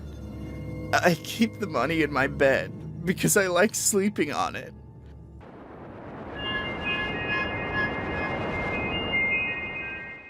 I was never the sharpest knife in the drawer, and I knew it. Growing up in a small town outside of Pittsburgh, I'd always been the kid who struggled to keep up. Math was a maze, reading was a slog, and social cues were like a foreign language I never quite mastered. My name's Zian, and at 24, I was still figuring out how to navigate a world that seemed to move faster than I could think. I moved to the city a year ago, chasing a vague dream of something better, and ended up in an apartment with two roommates, Jake and Corey, who made sure I never forgot how slow I was. Yo, Zian, you gonna finish that sandwich or just stare at it like it's gonna talk back? Jake sneered one afternoon, snatching the ham and cheese from my plate. He was tall, wiry, with a sharp jaw and sharper tongue, always ready with a jab. Corey, shorter and stockier, laughed like a hyena, his eyes glinting with malice. Man, he's probably trying to figure out which end to bite first. I didn't respond. I learned early on that talking back only made it worse. They've been like this since I moved in, mocking my slow speech, my clumsy hands, the way I'd zone out when things got overwhelming. They treated me like I wasn't even human, just a punching bag for their egos. But I stayed because the rent was cheap, and I didn't have anywhere else to go. The only bright spot in my life was Leela. She lived in the apartment below ours, and she was everything I wasn't. Confident, beautiful, with long auburn hair and a smile that could stop your heart. I first saw her in the laundry room, folding her clothes with this quiet grace, and I was hooked. I'd mumble a hello, and she'd always respond with a kind, "Hey Zian, how's it going?" She didn't laugh at my stutters or roll her eyes when I took too long to answer. Once, she even helped me carry a bag of groceries up the stairs when I dropped it, oranges rolling everywhere. To me, she was an angel. One day, I worked up the nerve to ask her out. I was sweating through my shirt, my words tripping over each other. Leela, would you maybe want to grab a drink sometime? Like at Murphy's Pub or something? She looked surprised, but her smile didn't falter. Sure, Zian, that sounds nice. How about Friday at 7? I couldn't believe it. For the first time in forever, I felt like I mattered. But Jake and Corey caught wind of it. I should have known better than to mention it in the apartment. I was washing dishes, humming to myself, when Corey leaned over the counter, grinning like a shark. Wait. You're telling me Leela, hot chick Leela from downstairs, agreed to go out with you? Yeah, Friday night. Jake snorted, tossing a beer can into the sink. No way she's serious, dude. She's probably just pitying you. Girls like her don't go for, well, you know. He gestured at me, like my existence was the punchline. I tried to ignore them, but they kept at it all week, their taunts growing meaner. You gonna wear your best sweat-stained t-shirt, Zian? Corey would say, or Jake. Bet she'll run the second she sees your dumbass face. Then, 2 days before the date, they got quiet, almost friendly. We were in the living room, them sprawled on the couch, me sitting on the floor with my sketchbook. I like to draw, simple stuff, like trees or birds. It calmed me down. Zian, listen, we've been thinking. You want to impress Leela, right? Yeah? Girls like her, they love funny guys. You gotta show her you've got a sense of humor. Like, do something bold, you know? Corey chimed in. Like what? I asked, my gut twisting. Jake grinned. You ever see those animal masks at the dollar store? Like the ones kids wear for Halloween? Get one of those, a donkey or something. Show up to the date wearing it. She'll think it's hilarious, man. Trust us. I didn't trust them. Not really. But their words sank in. I wanted Leela to like me so bad it hurt. I spent all my life being the guy people laughed at. Maybe, just once, I thought I could be the guy who made someone laugh with me. So I went to the dollar store and bought a cheap plastic donkey mask, gray and goofy with big floppy ears. I practiced wearing it in my room, feeling stupid but hopeful. Maybe they were right. Maybe Leela would laugh, and we'd have this moment like in the movies. Friday night came, and I stood outside Murphy's pub, the mask in my hand. My palms were sweaty, my heart pounding. I slipped it on, the plastic hot against my face, and walked inside. The bar was crowded, all clinking glasses and loud chatter. I spotted Leela at a corner table, looking like a dream in a green dress. She glanced up, saw me, and her face froze. Not a smile, not a laugh, just this look of disgust. I took off the mask and waved at her. She stood up, grabbed her purse, and walked out without a word. I tore off the mask, my face burning. People were staring, some laughing, others whispering. I ran after her, but she was already gone, her heels clicking down the sidewalk. She was the only thing I'd ever really wanted, and I'd lost her because I was too dumb to see through Jake and Corey's cruelty. Back at the apartment, they were waiting, grinning like they won the lottery. How'd it go, donkey boy? Jake asked, cracking open a can of soda. Told you she'd love it. Corey added, doubling over laughing. I didn't say anything. I went to my room, shut the door, and sat on my bed. I was done being their joke. A few weeks later, I was walking by the river near our complex, trying to clear my head. That's when I noticed the water hemlock plants. They grew in clusters along the bank, their white flowers looking innocent enough. But I'd heard stories growing up. My grandma used to warn me about them, how even a little could kill you, quick and ugly. I don't know when the idea took root, but it started small, like a seed. Jake and Corey were always stealing food from the fridge, eating my leftovers without asking. What if? I spent days researching online, using the library computer so they wouldn't see. Water hemlock was no joke. Convulsions, vomiting, death within hours. I told myself I was just curious, but deep down, I knew what I was planning. I hated them. I hated how they made me feel small, worthless, like I wasn't even a person. And Leela, she hadn't spoken to me since that night. I'd seen her in the hall once, and she looked right through me. I had nothing left to lose. One evening, I cooked a big pot of chili, the kind they love to steal.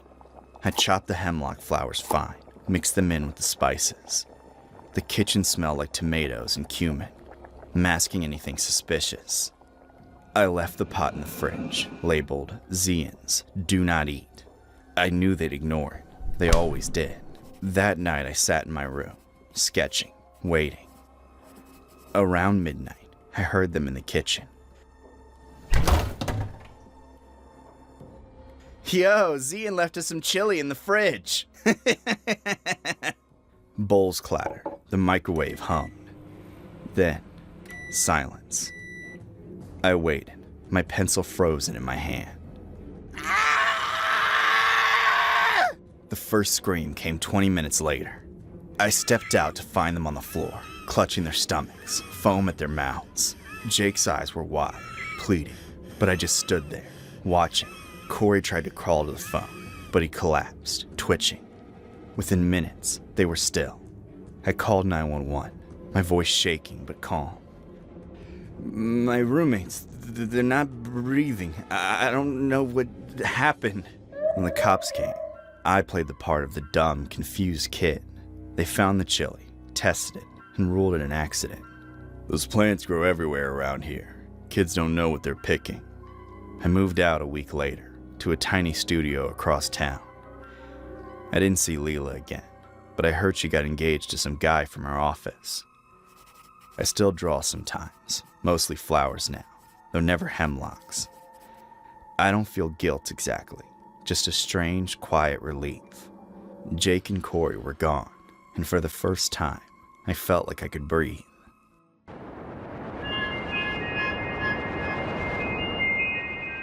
My name is Michael, and I have a pretty decent job in the city working for a big IT company specializing in cybersecurity. I was able to buy a house in a nice area of the suburbs. I won't mention which one, for safety reasons. I, my beautiful wife Charlotte, and my son Samuel have been living in this house for quite some time. Life here has been pretty great until our next door neighbors moved in recently, and they have been making our lives a living hell. It all started 5 months ago, with maddening noises at night, sketchy people coming in and out of their house. My guess was that Jack, the son, was going through a tough period. From what I have gathered, the wife passed away a little over a year ago. I can definitely understand this behavior from a teenager, but from his dad? Where was he all the time? And why was he not bothered by the piles of trash invading our two properties? His name was David. He was gone most nights, and his son was let loose and wild. It had gotten so bad that I was rarely allowing my son to leave the house after dark. I mean, wild animals eating the disposed food? Creeps? My son was a smart kid, but I would rather be safe than sorry.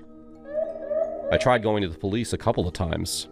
Same answer, both instances. Sir, we understand your frustration, but we are a united community here, one of the officers said to me. I was just infuriated. Rolling my eyes, I started walking out of the precinct. Look, Michael, I know that this is a tricky situation, but it's delicate on both ends. They both lost a wife and a mother. Be a little patient and show some compassion. Why are you so bothered by a few bags of trash in your yard? Just toss them back. Think of this as a volleyball match. but a stinky one. This is I yelled.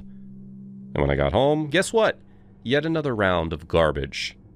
I started kicking them and passing them back into their yard when I stumbled upon a remotely open bag. This one was different from the others. It didn't smell, and it wasn't heavy, almost like it was filled with paper. I pulled the black string slowly, and I wish I hadn't. To my horror, the bag was filled with pictures of me? My wife? What the hell? I started rummaging through the bag like a maniac. The further I went in, the sicker I got to my stomach. To be fair, the pictures of me in that bag? Around 10. The rest of the bag was filled with images of my wife. Thank God there were none of Samuel. My wife at the store. My wife at the salon. At her Pilates class that she takes every Sunday at 7:45 a.m. Pictures of her at her coffee place. The receipts that she threw out. Her car. The interior of it. The license plate. Her getting ready to get into bed. My stomach twirled. Pictures of her that I don't feel comfortable describing here. These were all taken from a distance. She wasn't aware of any. Me neither. For God's sake, how could we be so careless? And how was he so sneaky? I was pretty sure that David was behind all of this. Some pictures were taken from the driver's side while the car was moving. The son was a delinquent, but he wouldn't be able to drive the car through the streets and snap pictures like this on a regular basis. I looked back at the house, rage filling my veins. The adrenaline was pumping through me, and I needed to do something fast. I took the bag and I hid it under our patio furniture. I went back into the shed for some tools, and I went straight for David's car. He was home. Damn, I said to myself. Okay, you need to be quick, you need to be smart, and most important of all, you need to be quiet. I tried reassuring myself. I slowly made my way under his car. Before I had started in IT, I had had to pay for my school through gigs, and most of them were mowing the lawns, grocery runs, but mostly labor work in mechanical shops. All I needed to do was find the brakes, make a small incision, and then let the fluid leak slowly out of them. Easy. After 15 minutes of sloppy handwork, I couldn't stop shaking, I managed to finalize my plan. Now it was just a matter of time. For the upcoming week and a half, I was in agony. I was barely even human at this point. My wife grew more and more concerned with each passing day. Honey, you are starting to scare me. You barely sleep. You barely eat. All you do is watch through that window. Hell, I don't even know what you're looking for. I want to be here for you, but you're genuinely starting to give me the creeps. Should I be worried? I kept dismissing her. She would freak out and hyperventilate if she'd known the truth. I chose to solve this matter myself, and I will do so till the end. After an agonizing long wait, it finally happened. David crashed the car. But he survived. He was rushed to the hospital, and after a few days he was sent home for bed rest or whatever. I didn't care. This was my time to move. The sun was setting. It was the weekend, and Jack was out with his friends. That made his father alone and vulnerable, just the way I needed him to be. I casually walked into their backyard, and I used the back door to enter. It was unlocked. I got you now, I said to myself in relief. The layouts of these houses were fairly similar, so it was easy to find his bedroom. That and the unbearable stench of beer that was leading up to his room. I went up the stairs carefully and looked around the hallway. The small crack of his bedroom lit up the hallway slightly, just enough for me to make sure that I don't trip over something. Most probably trash. This house was a safety hazard. Poor Jack, I murmured to myself. There he was, on his bed, TV on mute, sleeping peacefully with cans of alcohol swarming next to him. I slowly approached him and I towered over him, blocking the TV light, which made him wake up from his nap in a startle. What the hell are you doing there? He asked, slurring his words. I leaned closer, grabbing him by his shirt. Back home, I had took one of Samuel's trick knives. He was really into magic, and he recently got this disappearing dagger that looked a little too real for my liking. Listen to me, and listen to me carefully, I started. His eyes widened with fear as he tried to escape my grip. I've seen your little kink. I know what's going on. It must kill you to see me with my wife. Well, I hope you take a good look, because this is the last time you're ever going to see her, me, this neighborhood. Burying the toy in his neck with each word. I want you gone. Now.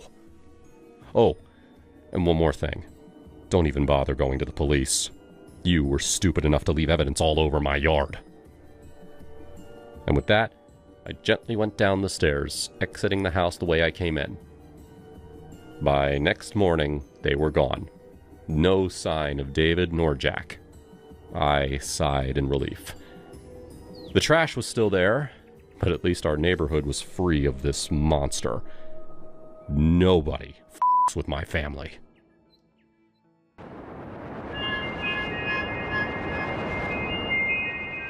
I still remember the first time my dad pulled our Chevy station wagon into the parking lot of that motel off I-80 in Nebraska. I was 8, maybe 9, crammed in the back with my little brother and a pile of Happy Meal toys. The neon sign buzzed Motel 10 in pink and blue, and right next door was the Truck Haven with those greasy burgers that tasted like heaven after 12 hours on the road.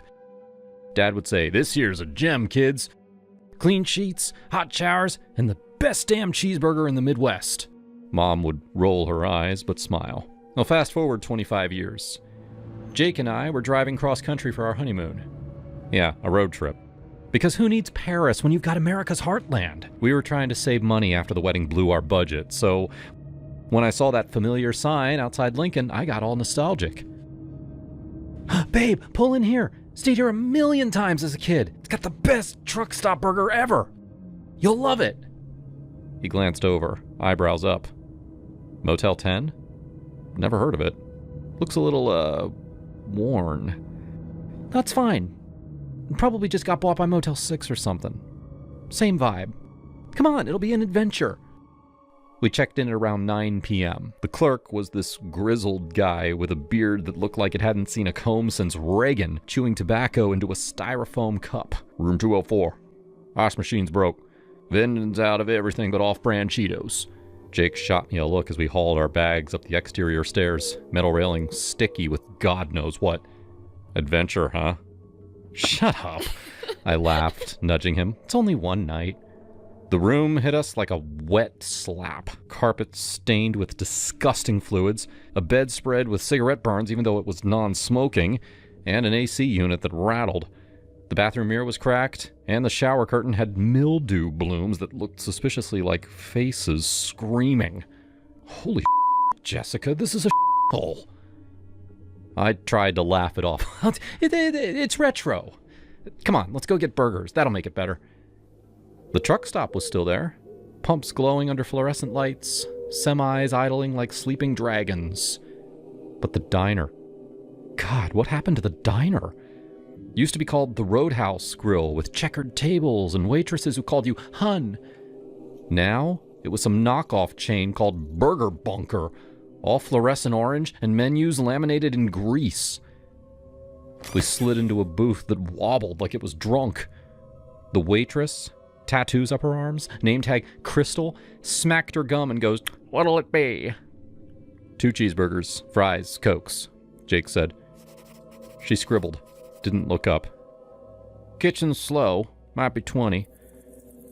45 minutes later, our food arrived, cold. The burgers were gray, buns soggy, fries limp as overcooked noodles. Jake poked his patty. This meat's still mooing. Or was it ever alive? I forced a bite. "Oh, mine's got a hair. Long black one. Ugh, definitely not mine." We left half uneaten, paid, and trudged back to the room. That's when the real fun began. The key card failed. 5 swipes.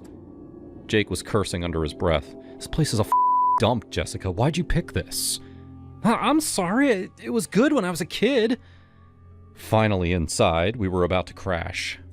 I was brushing my teeth when Jake called from the bedroom, "Babe, you gotta see this." I spat, wiped my mouth, and froze in the doorway. The inside of the door, the one facing the bed, had these deep, frantic scratches. Long gouges in the cheap wood, splintered like someone went at it with their fingernails. They started high near the people, and they dragged down in desperate arcs, some curling at the ends where nails must have broken off. Paint chips curled like dried blood, and at the bottom, near the floor, there were smears, dark, rusty streaks that could have been anything, but sure as hell looked like old blood. "What the?" I breathed. Jake ran his fingers over them, deep enough to feel the ridges. "This looks like someone was trying to claw their way out." My stomach dropped. "Like a woman tried unsuccessfully to escape," I said, voice shaking. The words just came out, but they felt true. Jake tried the door handle. It opened fine from inside. No chain on this side. Whoever did this, they were trapped. We stared at each other. The room felt smaller, air thicker. I grabbed my phone, scrolled reviews quick. Buried under the fake 5 stars were horrors. Heard screaming next door. Blood on sheets. Manager threatened me when I complained about peephole drilled from adjoining room. F this, Jake said. We're leaving. It's midnight. Where? Anywhere. We threw our in bags. I was zipping mine when there was a knock. Slow, deliberate. We froze. Then a man's voice, muffled. Maintenance. Heard your AC's loud. Jake mouthed. We didn't call. I whispered, don't answer. The knocking stopped. We waited 10 minutes, barely breathing. Then, bolted. Left the key card on the dresser. Bags banging against our legs as we ran down the stairs. The clerk was gone. Desk empty. We peeled out in our Honda, tires squealing. Didn't stop until we hit Holiday Inn Express 50 miles later, where the night clerk looked at us like we'd seen ghosts. Checked in, finally in a clean room. I collapsed on the bed, crying. Jake held me, stroking my hair. It's okay, babe. We're safe. But I couldn't shake it. Those marks. That scratching. Next morning, over bad continental breakfast, I Googled the motel. Found news articles. 3 women gone missing from that stretch of I-80 in the last 5 years. One body found in a ditch. Fingernails torn to Another never found. Manager arrested once for solicitation. Charges dropped. And get this, the motel had been Motel 10 since the 80s. Never changed hands. My childhood memories? Rose-colored. Dad probably picked it because it was cheap, and we were too tired to notice. Jake squeezed my hand. Never again. Promise me. Never, I swore.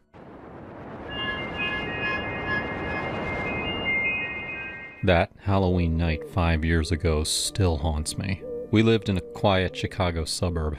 My parents, Mom and Dad, lived across town in their house. Mom's arthritis had worsened, making daily tasks a struggle. And Dad, at 72, was her rock, stubborn and spry. My husband, Tom, and I had been married 8 years. Things weren't perfect. His sales job kept him away, and my nursing shifts at the hospital drained me. We didn't have kids, which stung, but we were trying. It was around 8 p.m., the air sharp with the scent of bonfires and candy. Our porch sported fake cobwebs and jack-o'-lanterns that Tom had carved poorly. Check this out, he'd said that morning, pointing at a pumpkin with a lopsided smirk. Supposed to be terrifying, but it's more like a drunk uncle. I forced a smile. Things felt strained lately. Little fights, silences. I was in the living room, refilling the candy bowl when the doorbell rang. Tom, munching a Twix, stood up. I got it, he said. No trick-or-treat followed. Just an odd quiet. What the hell? Tom muttered. I peeked out and saw a man on our porch, a burlap sack over his head with eye holes cut out, like some horror movie creep. He stood silent, then stepped forward, like he was walking right in. Tom's face hardened. Back off, he yelled, shoving the guy hard. The figure stumbled, arms flailing, and fell backward off the step. His head hit the concrete with a sickening crack. Tom, what did you do? I screamed, dropping the candy bowl. M&Ms scattered like confetti. I ran outside as Tom stood frozen, hand still out. He was coming in. I thought he was some nutcase. I yanked off the sack, and there was Dad's face. Oh, God. Dad! I cried, checking his pulse. It was weak. Call 911, Tom! Now! The ambulance lights lit up the street. Neighbors gawked. Was it a break-in? One whispered. No, it was my dad, pulling a stupid prank. Dad loved pranks. As a kid, I'd find fake snakes in my backpack, or he'd jump out in a vampire mask. Keeps things fun, he'd say, winking. I should have known it was him, but that bag, that silence, it was too much. In the ER, I paced, calling Mom. Emily, what's happened? She asked, voice shaky. Dad's hurt bad, Mom. He fell. We're at the hospital. She arrived, hobbling on her cane, her face pale. He said he was going to scare you, too. I told him it was foolish. The doctor's words were a gut punch. Severe traumatic brain injury, skull fracture, brain bleed. He may not recover fully. Mom clutched my hand, sobbing. "My George, he just wanted to make you laugh." Dad woke up, but he wasn't Dad. He slurred words, couldn't walk, needed constant care. Mom, with her arthritis and diabetes, couldn't manage him alone in their house. They'd always been a team, Dad cooking, Mom gardening. Now, that was gone. Tom tried to help, driving Mom to the hospital, but I couldn't look at him without seeing Dad's fall. "It was an accident," Tom said one night, his voice low over dinner. "I didn't know it was him. You pushed too hard. You always do. Like that bar fight last year. Punching that guy for nothing. He was coming at us. What was I supposed to do? Let some creep walk in? Think for 1 second. You broke my family." We tried to make it work. I'd visit Mom and Dad daily, watching Mom struggle to feed him, her hands trembling. "I can't do this alone, Emily," she said, tears in her eyes. "He doesn't even know me half the time." "I know, Mom. We'll figure it out." We didn't. Dad needed full-time care, and Mom's health was failing. I found them a spot at Willow Creek Convalescent Center, a sterile place with faded curtains and overworked staff. Dad sat in a wheelchair, staring blankly. Mom held his hand, talking about old times. "Remember our lake house, George? You caught that big trout." I'd ask the nurse how's he today. "Stable, but no real change." Stable. Like that meant anything. Tom kept trying. "I'll pay for better care," he offered one night, handing me flowers. "I'm so sorry, Emily." "Sorry doesn't fix it," I said, tossing the flowers on the counter. "Every time I see you, I see him falling." "Why can't you forgive me?" Tom asked, slamming a cabinet. "I was protecting you." "Because you destroyed us. Get out." I filed for divorce a month later. It was quick, no kids, just a house we sold. I moved to a small apartment near the hospital, closer to Mom and Dad. Friends tried to help. "It wasn't Tom's fault," my friend Chia said over coffee. "Your dad's prank went too far." "He should have waited," I said, stirring my latte. "He's always been reckless." Mom died 2 years later, her heart giving out. "Love you, sweetie," she whispered, her last words. Dad lingered another year, unaware, until pneumonia took him. I was alone, 42, with a job and an empty apartment. I have been dating a bit, but nothing has worked out yet.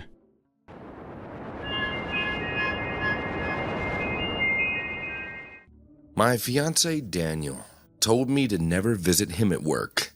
He was the manager of a mid-sized bank, and his job stressed him out a lot. He couldn't handle any distractions. At least, that's what he told me. For 3 years, I believed him. Last week, I was doing my usual chores around the house when I saw that he left his briefcase behind. I called him, but he didn't answer. So, being a good partner, I decided to drive to his office and drop it off. Our son was with my parents for the day, so I figured, why not? His bank was near the grocery store anyway. I could pop in, give him what he needed, and get out of his hair before he got upset. I walked inside and introduced myself to one of the tellers. She was extremely ugly. She had a lazy eye and a thick unibrow. Could you take me to Daniel's office, please? I have his briefcase." The woman looked at me suspiciously, like I was trying to rob the place or something. I calmly explained that he was my fiancé, and she acted like I was insane. "Ma'am, I'm going to have to ask you to leave now." I was offended, obviously, but I didn't want to cause a scene at Daniel's work. So I put on a smile and tried to hand her the briefcase so she could deliver it herself. She refused to take it, literally accusing me of bringing a bomb into the bank. A bomb. The nerve of this woman.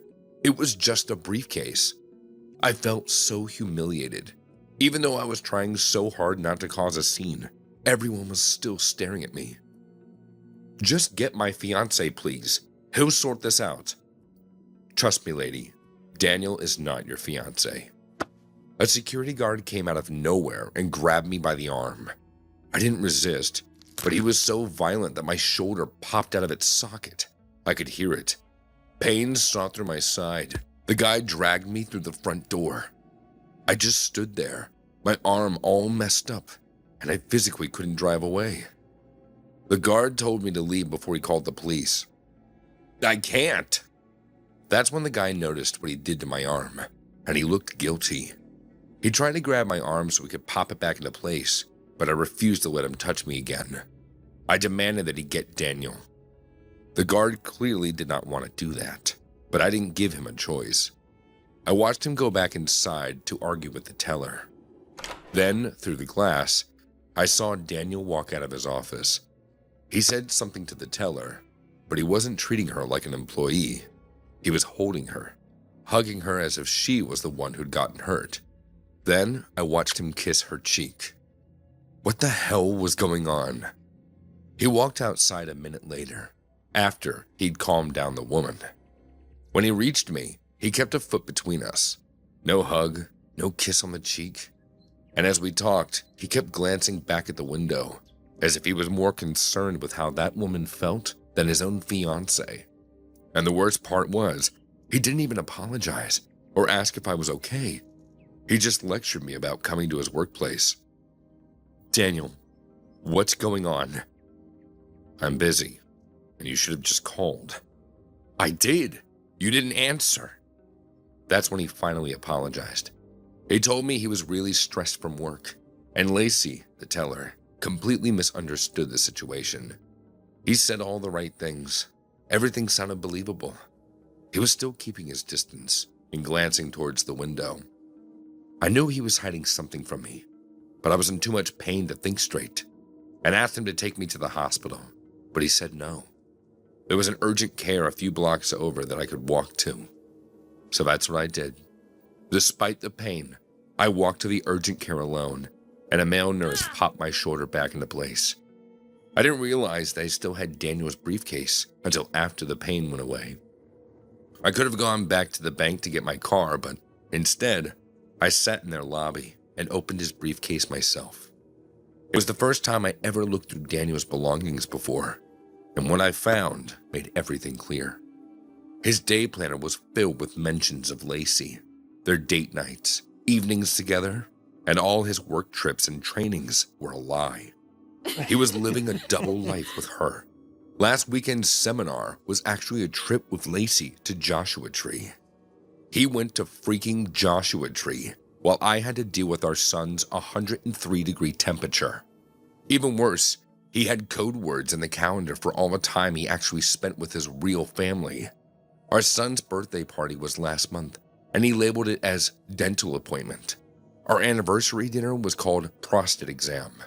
He was so determined to keep me hidden from his mistress that he wrote 1,000 excuses in his day planner. How could he cheat on me with that woman? She's a beast. After a while, the nurse came over to check on me. I guess I was sobbing in the lobby. I absolutely unloaded on him. He was speechless. I mean, what could anyone say? He hugged me until I stopped crying. I walked back to the bank after that. My car was still there. I hurried past the window so no one could see me, but the security guard was waiting for me outside. I'm so sorry. I never meant to hurt you. No, I believe you. It's not your fault. My fiancé kept me a secret this whole time, and his ugly-ass mistress is in there. Ma'am, if you're talking about Lacey, she's not his mistress. She's his wife. That's how I found out that my supposed fiancé, the father of my child, was already married. I was the mistress, without even knowing. I went back home, called a locksmith that changed the locks, and burned his briefcase in the fireplace. He showed up that evening after work and had all the excuses. He said that he didn't love Lacey. He didn't even live in the same house. He said that she was forced into a marriage with him, and that her father ran the bank. He just had to keep up the appearance when he was at work. He said that I was his real soulmate, not because he got me pregnant, but because I make him happy. You have two choices, Daniel. You can tell everyone the truth, or you can stay away from me and my son forever. He chose the latter, and I haven't seen him since. So I guess I'm a single mother now, but hey, I have a date with that male nurse next week. We'll see how that goes.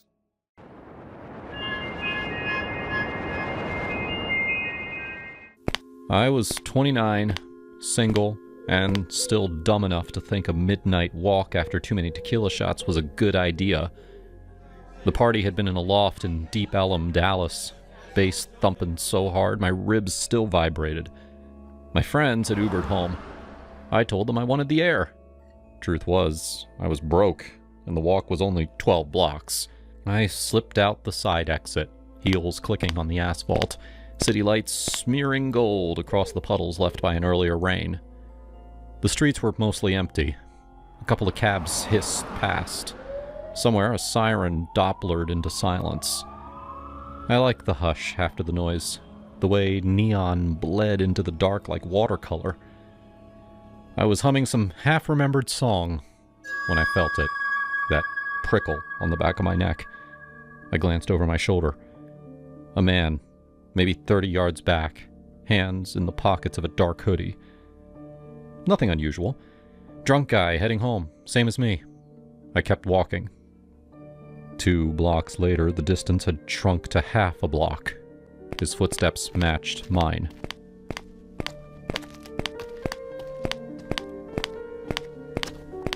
It was like he was sinking to my rhythm.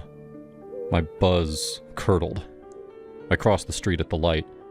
He crossed too. Diagonal. Casual. My pulse kicked.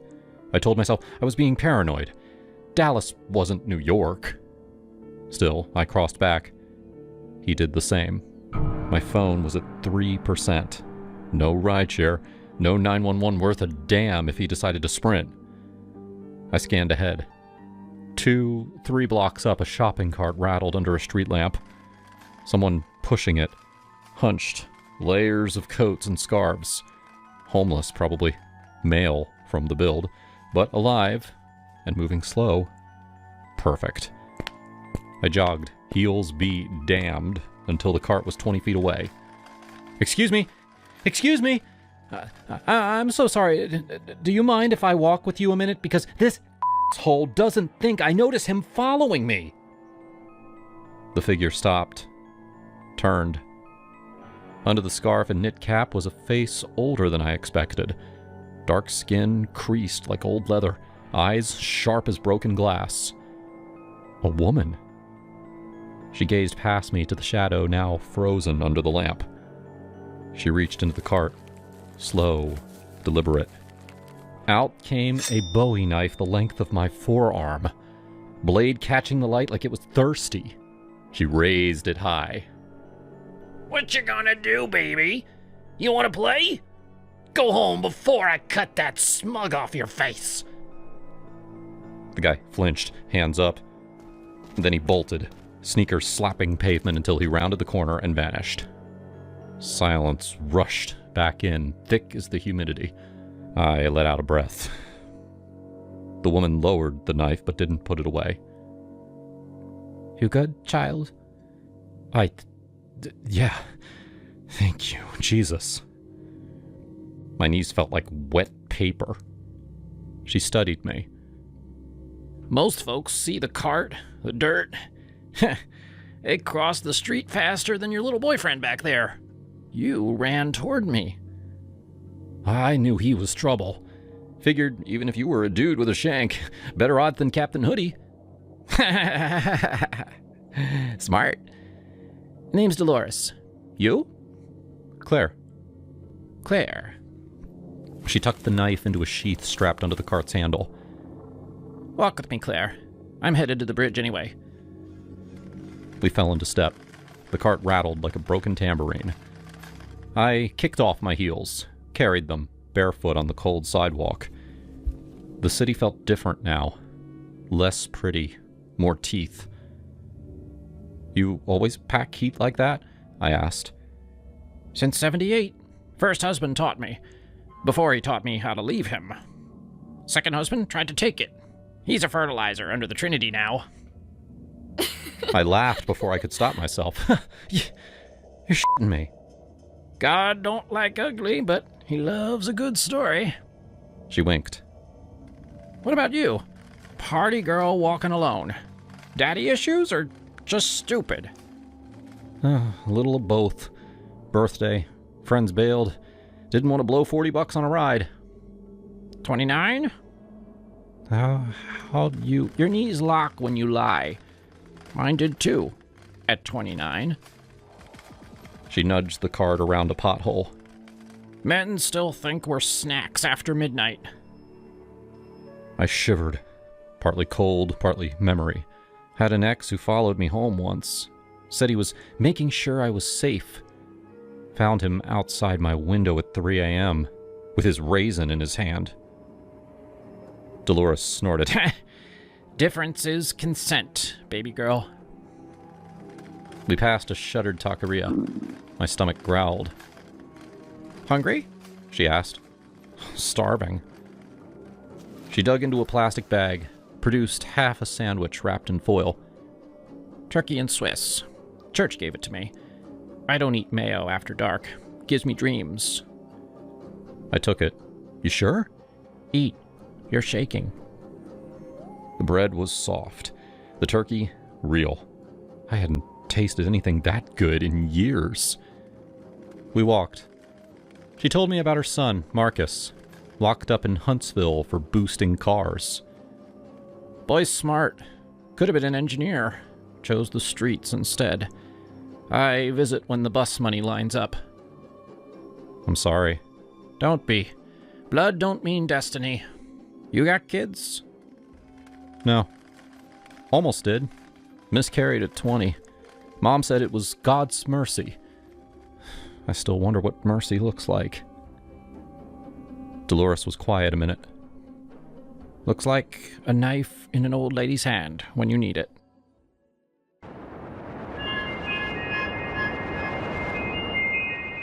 I never thought I'd end up hating Mark as much as I did. We started out like any other couple, high school sweethearts who stuck together through college. Him with his engineering degree, and me climbing the corporate ladder in marketing. But over the years, he just shrank in my eyes. Became this puny, immature version of the guy I once thought was my forever. It wasn't one big thing. It was 1,000 little ones that piled up until I couldn't breathe around him anymore. Take that time last summer when we were at my company's barbecue. I had just gotten promoted, and my boss, Alex, was there. Tall, confident, the kind of man who commanded a room without even trying. Mark showed up late, wearing that stupid graphic tee with a cartoon robot on it, like he was still in his dorm room. He spent the whole afternoon cracking lame jokes about engineers being better than marketers. But they fell flat, and everyone just politely laughed. Later, when Alex pulled me aside to congratulate me privately, I felt alive for the first time in months. Mark? He was off playing cornhole with the interns, yelling like a kid when he won. Babe, did you see that? I'm unstoppable! He shouted across the lawn. I forced a smile, but inside I was cringing. Puny. That's the word that kept echoing in my head. Or that weekend that we tried to fix the leaky faucet in our apartment. I suggested calling a plumber, but no, Mark had to prove that he was handy. He spent hours under the sink, tools scattered everywhere, cursing under his breath. I got this, Jess. Just hand me the wrench. No, the other one! He'd snap, his voice whiny when things went wrong. In the end, he flooded the bathroom and we had to pay double for an emergency repair. Meanwhile, Alex had just renovated his entire condo by himself. Told me all about it during one of our late night work sessions. That night, after Mark finally gave up and slumped on the couch with a beer, whining about how plumbing is rigged, I texted Alex. We met up at his place, and let's just say, he knew exactly how to handle things. No fumbling, no excuses. Left me breathless. Mark never suspected a thing. He was dumb enough playing video games that he didn't even notice that I was gone for hours.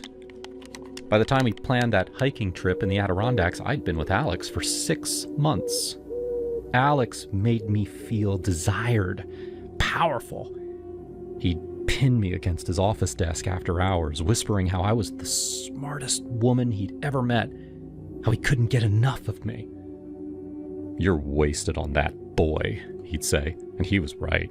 Mark had become this clingy shadow, always needing reassurance, always making everything about his insecurities. "Do you still love me, babe?"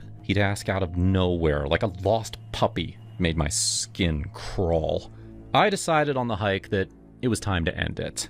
But I didn't want to be the villain. No, I needed an excuse. Something dramatic that would make breaking up seem inevitable. Maybe even his fault. We'd been arguing more lately. He accused me of working too much, of drifting away. If I could orchestrate something where he got hurt, nothing fatal, just enough to scare him off, I could play the concerned girlfriend who realizes that she's outgrown him.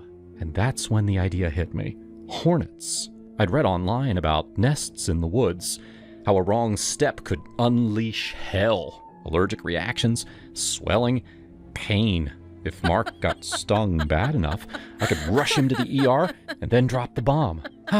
This trip showed me we're just not compatible anymore. You're too reckless. Perfect cover. No one would blame me. Especially not my girlfriends back home who had been urging me to dump him for ages. Jess, you're 28. Successful. Hot. You deserve better than that man-child, they'd say over brunch. We drove up early that Saturday morning in October of 2025. Mark was excited, bouncing in the passenger seat like a kid on a field trip. This is gonna be epic, babe. Fresh air. Just you and me. No phones, no distractions.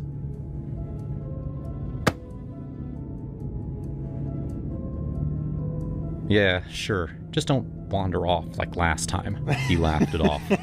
Come on, that was funny. I thought I saw a deer. We parked at the trailhead, slung on our backpacks. Mine light with just water and snacks. His loaded with all sorts of gadgets, including that bear spray canister that he insisted on bringing. You never know, he'd said when packing. Bears, or worse. I rolled my eyes behind his back, puny and paranoid. The trail was rugged, winding through dense forest with roots snaking across the path. I led the way, my eyes scanning the ground for anything that looked like a nest, those papery gray mounds half buried in dirt. I'd done my research on my phone the night before, deleting the history so Mark wouldn't see. How's work been? He asked from behind, his voice echoing a bit in the quiet woods. Fine, busy. Alex has me on a big campaign. Oh yeah? That guy seems intense. You two getting along okay? I smirked to myself. If only he knew how well. He's great. Knows what he wants. We hiked for about an hour, chatting sporadically. Mark kept trying to hold my hand, but I pulled away, saying the terrain was too uneven. You're being weird today. Everything all right? I turned to face him, forcing a smile. Just tired, I guess. Work stress. He nodded, buying it like always. Well, this hike will fix that. Hey, remember our first trip like this? Back in college? We got lost and ended up spending time under that waterfall. I cringed inwardly. That memory used to be sweet.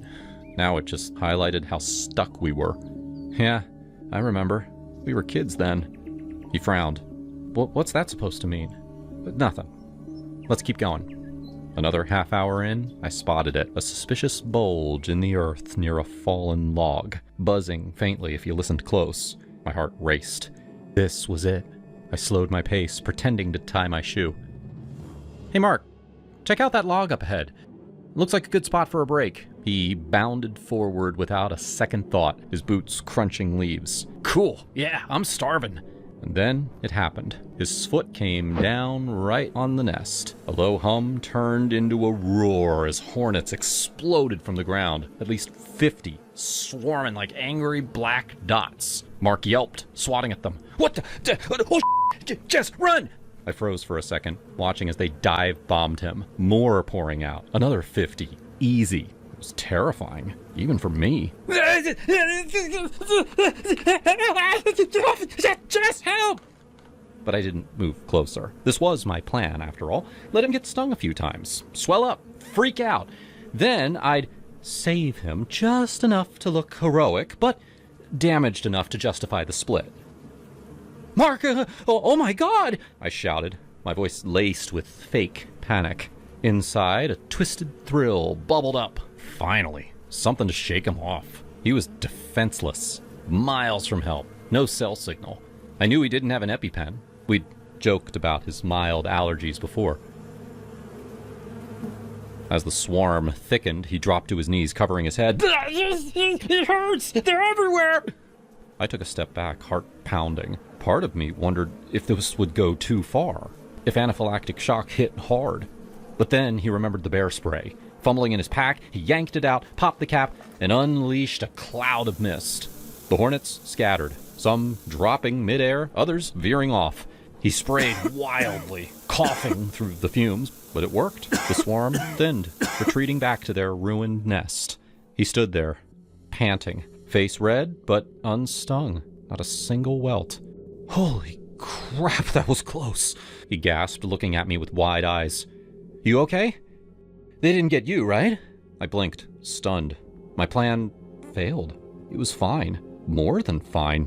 He looked almost heroic. Bear spray in hand like some wilderness warrior. Yeah, I'm good. I'm good, I stammered, forcing concern. That was insane. You sure you're not hurt?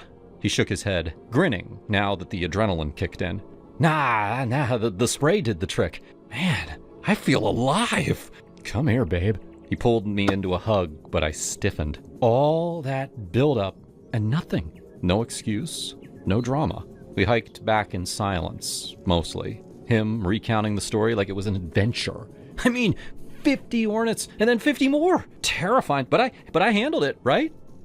Right, I echoed, my mind racing. By the time we reached the car, I knew I couldn't wait anymore. The affair with Alex was too real, too consuming. That night, back at the hotel, as Mark showered off the sweat, I packed my things quietly. When he came out, I was sitting on the bed. We need to talk, I said. He froze.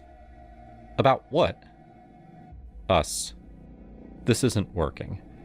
Today, it just showed me how different we are. You're still that immature guy who jumps into danger without thinking. I need someone stable, mature. What? Just come on. The hornets weren't my fault. I saved us. You almost got us killed. And honestly, I've been feeling this for months. We're over.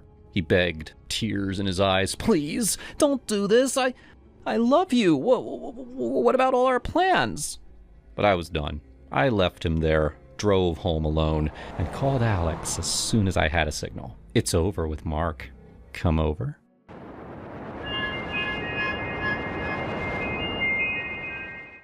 I remember that road trip like it was yesterday, even though it's been a couple of years now. I was 28, and my best friend Olivia had just moved to Los Angeles for some fancy tech gig. Come visit, she begged over the phone. Drive out here. Make it an adventure. Flying felt too impersonal, too rushed. I wanted to see the country, Feel the wind in my hair, stop at quirky roadside diners, blast my playlist through the heartland. So, I packed my car with snacks, a cooler of Diet Cokes, and hit the road westward. The drive was epic at first. I left Georgia under a humid sunrise, cruising through Alabama with the windows down, singing along. By Mississippi, I was munching on gas station peanuts and marveling at how flat everything got. Texas was a beast. Endless highways where the sky swallowed you whole. I pulled over in Amarillo for barbecue that made my mouth water, chatting with a trucker named Earl who warned me about them desert winds ahead. Watch your tires, darling, he said, tipping his hat. I laughed it off, feeling invincible. New Mexico brought red rocks and starry nights. I camped one evening in a state park, staring at the Milky Way and texting Olivia photos. Halfway there, I wrote, this is living. But by Arizona, the glamour faded. My back ached from the seat. My eyes burned from staring at the asphalt. I blasted podcasts to stay awake. Motivational ones, about how women are better than men. Always keep them under your heels, one host intoned. I nodded along, sipping lukewarm coffee. Finally, after 4 days and over 2,000 miles, I rolled into San Diego around dusk. The ocean air hit me like a promise, but I was bone tired, my legs cramping, my mind foggy. I'd booked a room at this budget hotel through Wanderbook, one of those random travel sites that pop up with deals. It was called the Sunset Inn. Sounded cute online, with palm tree photos and promises of cozy vibes near the beach. $50 a night? Sold. Pulling into the parking lot, though, my stomach twisted. A couple of sketchy guys loitered by the vending machines, smoking and eyeing my car. Just exhaustion talking, I muttered to myself, grabbing my bag. Inside, the lobby smelled like stale cigarettes. The clerk, a middle-aged woman with bleached hair and a name tag reading Darlene, barely looked up from her phone. "Reservation for Emily Carter?" I said, sliding my ID over. She tapped at her computer, popped her gum. Yeah, gotcha. Room 112, around the back. That'll be $55 with tax. I handed over my card, ignoring the red flags. "Is it quiet here? I've been driving all day." She shrugged. Quiet enough. Here's your key. Parking decal for the lot. I trudged to the room, the door creaking open to reveal threadbare carpet, a lumpy bed, and a TV. But hey, it had a deadbolt and that little chain lock thing, the bar that swings over for extra security. I'm always paranoid about that stuff. Growing up in the South, my mom drilled it into me. Lock everything, Em. World's full of crazies. I showered quickly, the water pressure pathetic, then collapsed into bed at around 10 p.m., too wiped to even unpack. Sleep hit me hard, dreamless and deep. Until around 4 a.m., when a rattling noise yanked me awake. The doorknob was turning. Slowly at first, then with force. My heart slammed against my ribs. I sat up, clutching the sheets, staring at the door. The lock gave way, and the door cracked open an inch or two, stopped by the chain bar that I'd latched. Through the slit, I saw shadows, heard voices. Male, slurred, aggressive. "Hey, pretty girl. Come on out. We saw you check in. You got nice headlights. You alone?"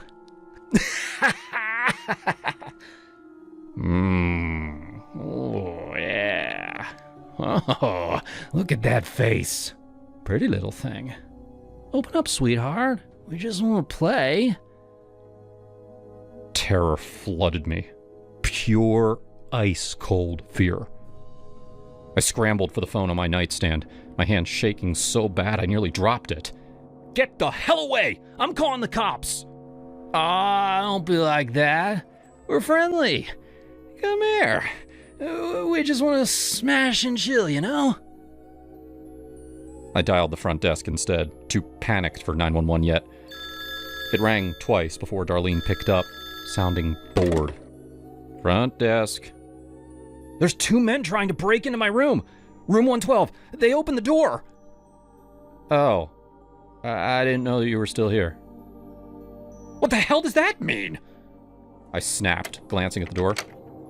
The hand withdrew, but I heard them muttering outside. "Hold on," she said, and the line went dead. I threw on jeans and a hoodie over my top, grabbed my pepper spray from my bag, thank God I'd packed it, and crept to the door. Peeking through the peephole, I saw them. Two guys in their 30s reeking of beer, even from inside. They were arguing now, glancing around nervously. "Let's go, man. She's calling someone." The other spat on the ground. Probably thinks she's too good. Let's bounce. They slunk off toward the parking lot, and I let out a breath I didn't know I was holding. But rage boiled up. How had they gotten a key? I yanked my stuff together, shoved it in my bag, and stormed to the lobby, key in hand.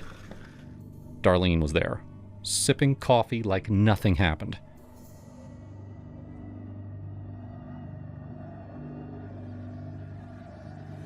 What the hell is going on? Those creeps had a key to my room. She blinked, unfazed. You don't have a reservation. I pulled out my booking confirmation printout. The parking decal still sticky on my dash, visible through the window. I checked in last night. Paid you. Here's the proof. She glanced at it, then typed something. Oh, I see. You book through Wanderbook. We don't partner with them anymore. Must have been a glitch.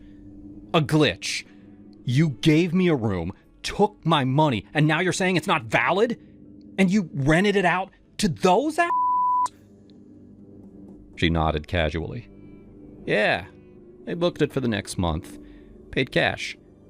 I thought you'd checked out early or something. I was shaking, tears of fury stinging my eyes. You thought I checked out? At 4 a.m.? And you gave them a key without checking? I could have been... Don't get dramatic, she said, rolling her eyes. Manager's not in till 9. You can wait if you want. I paced the lobby for hours, sipping bad coffee from the machine, my mind racing. What if I hadn't latched that bar? What if they'd pushed harder? Every creak made me jump. Women like me were taught to be polite, to not make scenes. But screw that. This was my safety. By 8:30, a few other guests trickled in for the continental breakfast. Stale muffins and watery orange juice. One older lady noticed my frazzled state. You okay, hon? She asked, pouring cereal. Not really. Creeps tried to break in last night. Hotel saying that my booking's invalid. Her eyes widened. Jesus. That's why I always stay at chains. Be careful out there.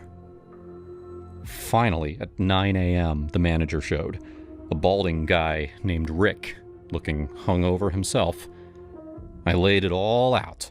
The booking, the intruders, Darlene's b****.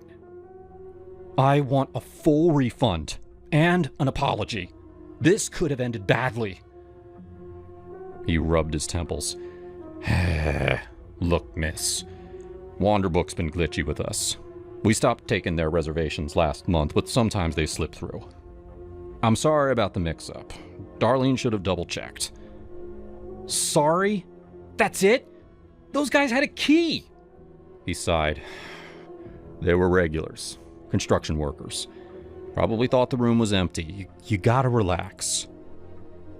I stared him down. Refund now. Or I'm calling the police and leaving a review that'll tank this place. He processed it quickly, handing back my card receipt marked refunded. There. Done. Safe travels. I grabbed my stuff and bolted, peeling out of that lot like it was on fire. Driving north to LA, the adrenaline crashed, and I pulled over at a rest stop to cry. Big, ugly sobs. Olivia met me at her apartment with wine and hugs. Holy shit, Em, she said that night as we dissected it over pizza. You could have been... God, I'm glad you're okay. Me too, I replied, clinking glasses. But it makes you think. Us girls out there alone? We gotta lock every damn door. Trust no one.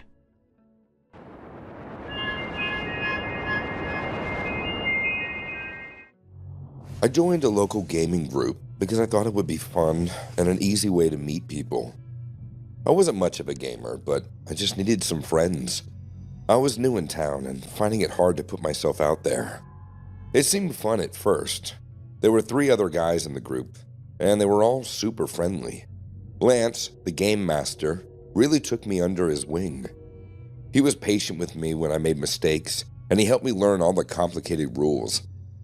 It was a role-playing game, where we all built personas and went on mini adventures. Fantasy stuff. I won't go into details. Anyway, I was with that group for a couple weeks before I realized that they were way more into it than I was. It felt a little culty.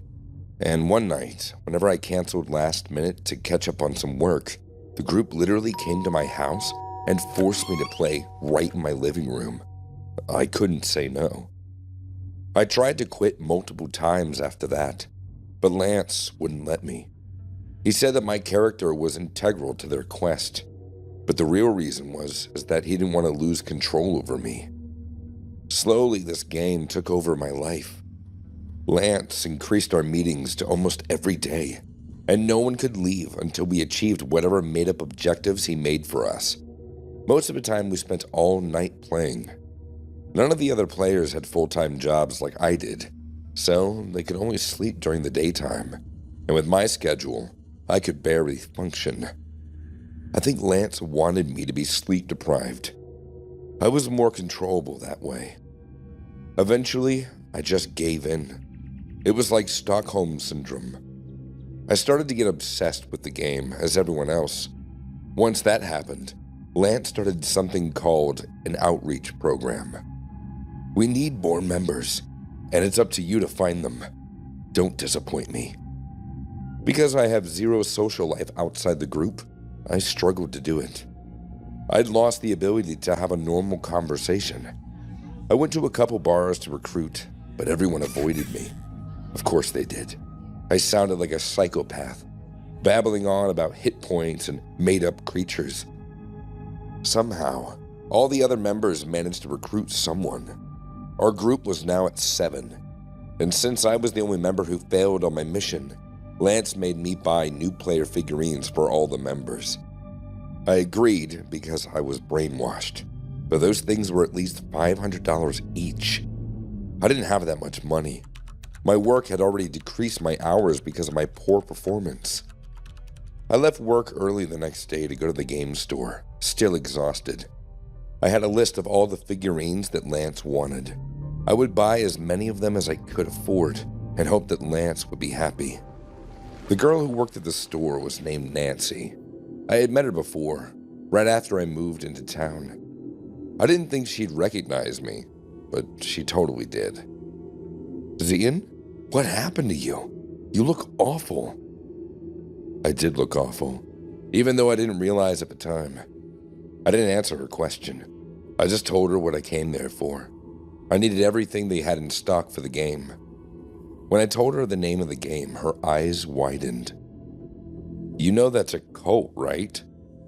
She sat me down and asked me a bunch of questions. We talked for an hour. She even put the close sign on the door so we wouldn't be disturbed. She knew I needed help. She was insistent. She made me keep repeating all the things I'd been pushed to do. And as I said everything out loud, I finally realized how messed our gaming group actually was. Nancy held my hand in support as I called Lance and told him I was done. We both knew that if I tried to see him in person, he would try to trick me to come back. Surprisingly, he didn't seem upset. "Sorry to hear that, man. We'll miss you." A huge weight was lifted off my shoulders, all thanks to Nancy. She told me to go home and get some sleep. I needed it. She would call me the next day, and she made it seem like she was interested, like she wanted to see me again. So when I went back home, I passed out. I had the best sleep of my life, but then something woke me in the middle of the night. I felt hands grab me. I heard voices. I was too groggy to see what was going on, but it looked like a dozen people had snuck into my house. And before I knew it, I was in my living room, my arms and legs tied to a chair, fully awake now. I saw the entire gaming group in my house, rifling through my stuff. Lance stood right in front of me. "You didn't complete your mission, Zian. We can't let you go until you do." My mission was to buy a bunch of stupid toys for this stupid game. How could I do that when I was tied up like this? Pretty soon I knew what he meant. I watched Lance dig through my wallet, and the others start taking all my belongings out the front door. They were robbing me of everything I had. I screamed for them to stop. There had to be at least one gamer who knew that this was wrong, but it didn't work. All of them were just as brainwashed as I was.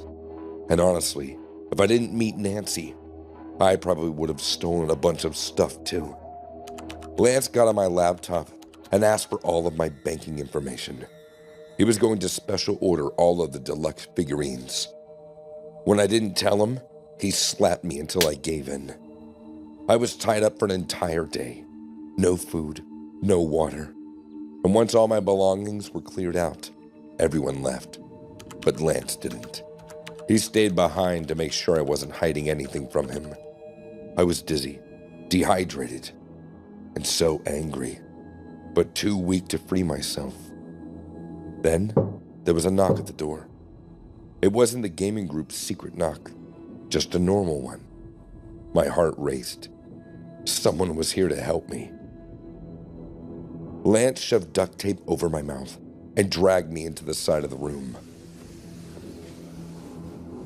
Then he opened the door just a little. "What the hell did you do to him?" It was Nancy, and for a second, I was scared for her safety. Lance was capable of anything, and if he could control a dozen men, she stood no chance. But I was very wrong.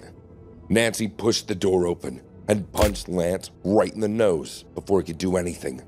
Knocked him out cold. Then she ran towards me and tore off the duct tape.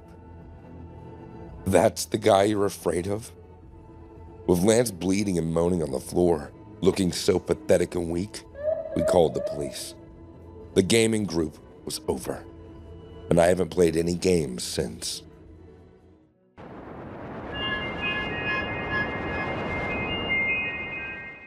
I hated my job. It was at a consulting firm, and my boss, Lawrence, made my life miserable.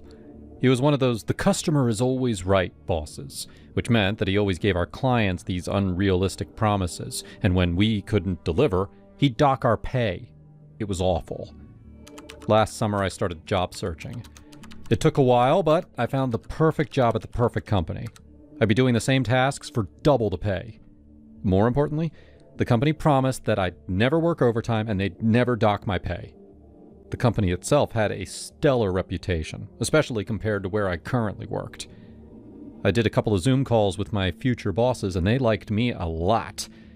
They told me that the job was mine as long as I came to their office for an in-person interview. It was just a formality. I cannot tell you how excited I was. I went straight to Lawrence's office and handed him my letter of resignation. He took one look at it and smirked at me. God, I hated him. "You enlist a reason for leaving. Is it because you finally realized that you're not good at your job?" He only said that to goad me. He knew that this was his last chance to make my life miserable. Well, I wasn't going to take it anymore. I silently walked toward his door and pushed it open so that everyone on the floor could hear me, and then I walked back to his table. "You make impossible promises to clients just to look good, and then you blame us when we can't meet them. You dock our pay for your screw-ups. You humiliate people in meetings. You act like a dictator instead of a leader. I've worked late nights fixing your mistakes. I've watched good people quit because of you. You've turned this company into a toxic pit, and we all know it. If the CEO had any idea what really goes on here, you'd be out the door." "Are you finished?" "No, but my throat is." "You'll be back. No one will hire you with that attitude. You're wrong." I told him about my new job, making sure that he knew I was going to the company's biggest competitor. That was a mistake. His face went blank and he told me to leave. Security guards had to escort me out. I didn't get to clear out my desk or say anything to my coworkers who were all staring at me. I was stripped of my ID card and locked out of the building. I felt wonderful, though. I kept thinking about Lawrence's expression as his guards dragged me away. I knew he couldn't hurt me anymore, but he sure looked like he was planning something. My in-person interview at my new company was the next day. I got up early, wore my nicest outfit, and got in my car. It wouldn't start. I'd never had car problems before. I looked under the hood and I noticed that some wires had been cut. I don't know anything about cars, but it was obvious that someone had messed with the engine. All I could think was that Lawrence was trying to mess with me. I'd figure it out later, though. I had to get to that interview on time. I tried to order an Uber, but my account was suspended. Was that Lawrence, too? Getting desperate, I hurried to the bus station at the end of my street. It had been years since I needed to take the bus. The driver was a young guy. He seemed nice, and he let me pay in cash, even though my city makes passengers use an app instead. I asked him how long it would take to get to my destination on the other side of town. He said 40 minutes, which gave me plenty of time. I sat in one of the front seats and I relaxed. Everything was going to be okay. We sped through the city, picking up about a dozen passengers. But by the halfway point, the driver took a call on his cell. I couldn't hear what he said, but he sounded really happy. He ended the call, drove another block, and parked. He wasn't even at a bus stop. We were in an industrial area next to a bunch of sketchy-looking warehouses. Sorry, ladies and gentlemen. Sit tight. We're going to have a 5-minute delay. He hurried out of the bus without any other explanation. I waited 5 minutes, but he still wasn't back. The other passengers were getting antsy. A few of them left. After 10 minutes, I called my new job to tell them the situation. The call didn't go through. We were in a total dead zone. No reception, no Wi-Fi. I was nervous, but I was mostly angry at the driver. I looked around and I saw that all the other passengers had given up and left, except for me and a homeless lady in the back. She didn't look like she was in a hurry. I stormed out of the bus and walked toward the alley where the driver had gone. He was sitting on an old tire, smoking a cigarette and playing a game on his phone. What the hell is going on? Sorry, just 15 more minutes. Smoke break. I controlled my anger as much as I could, and I demanded that he get back on the bus. He checked the time on his phone, shrugged, and then slowly walked back. I was seething in my seat as he continued the drive. I could tell that he was going slower than before. I wasn't sure, but I think he was taking extra turns, too. It was like we were driving in circles, always in the industrial area. I kept checking my phone, but we were still in the dead zone. Finally, he got onto a main road. But instead of continuing, he pulled into a gas station. Sorry again, just give me a couple minutes. I finally got reception again. I saw a bunch of notifications flood in. I'd check those later. For now, I had to call my new job. My future boss didn't answer. He replied with a text. The position has been filled. Our company values punctuality. I looked up at the driver, the source of all my problems, and he was still sitting in his seat. He hadn't even gotten up yet. I had no doubt in my mind that he was doing this on purpose. And with my blocked Uber account and my messed up car, it had to be related.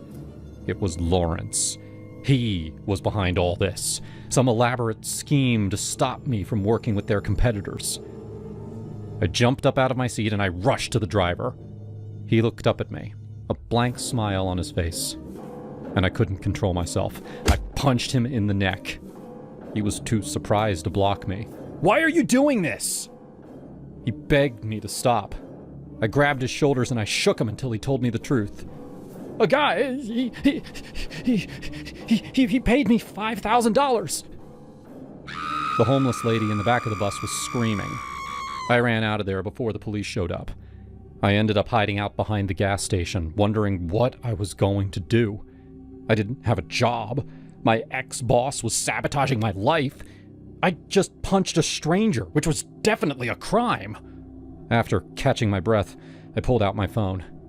More notifications were coming in. A lot more. "Dude, you're famous! You're my hero." I read through a flood of messages from literally everyone I knew. Once I realized my situation, my hope came back, and I finally understood why Lawrence had gone to such lengths to sabotage me. One of my ex-coworkers had filmed my little freakout yesterday, and it had gone viral. Without realizing it, I had exposed all of Lawrence's cruel, unethical, and often illegal actions at my old company. The video was everywhere, and tons of other employees were vouching for me. I spent an hour reading through all the comments, until I noticed an email from the CEO of the company. He wanted to meet with me personally. This all happened 2 months ago. My new job didn't work out, but I'm back at my old company again. I have Lawrence's job.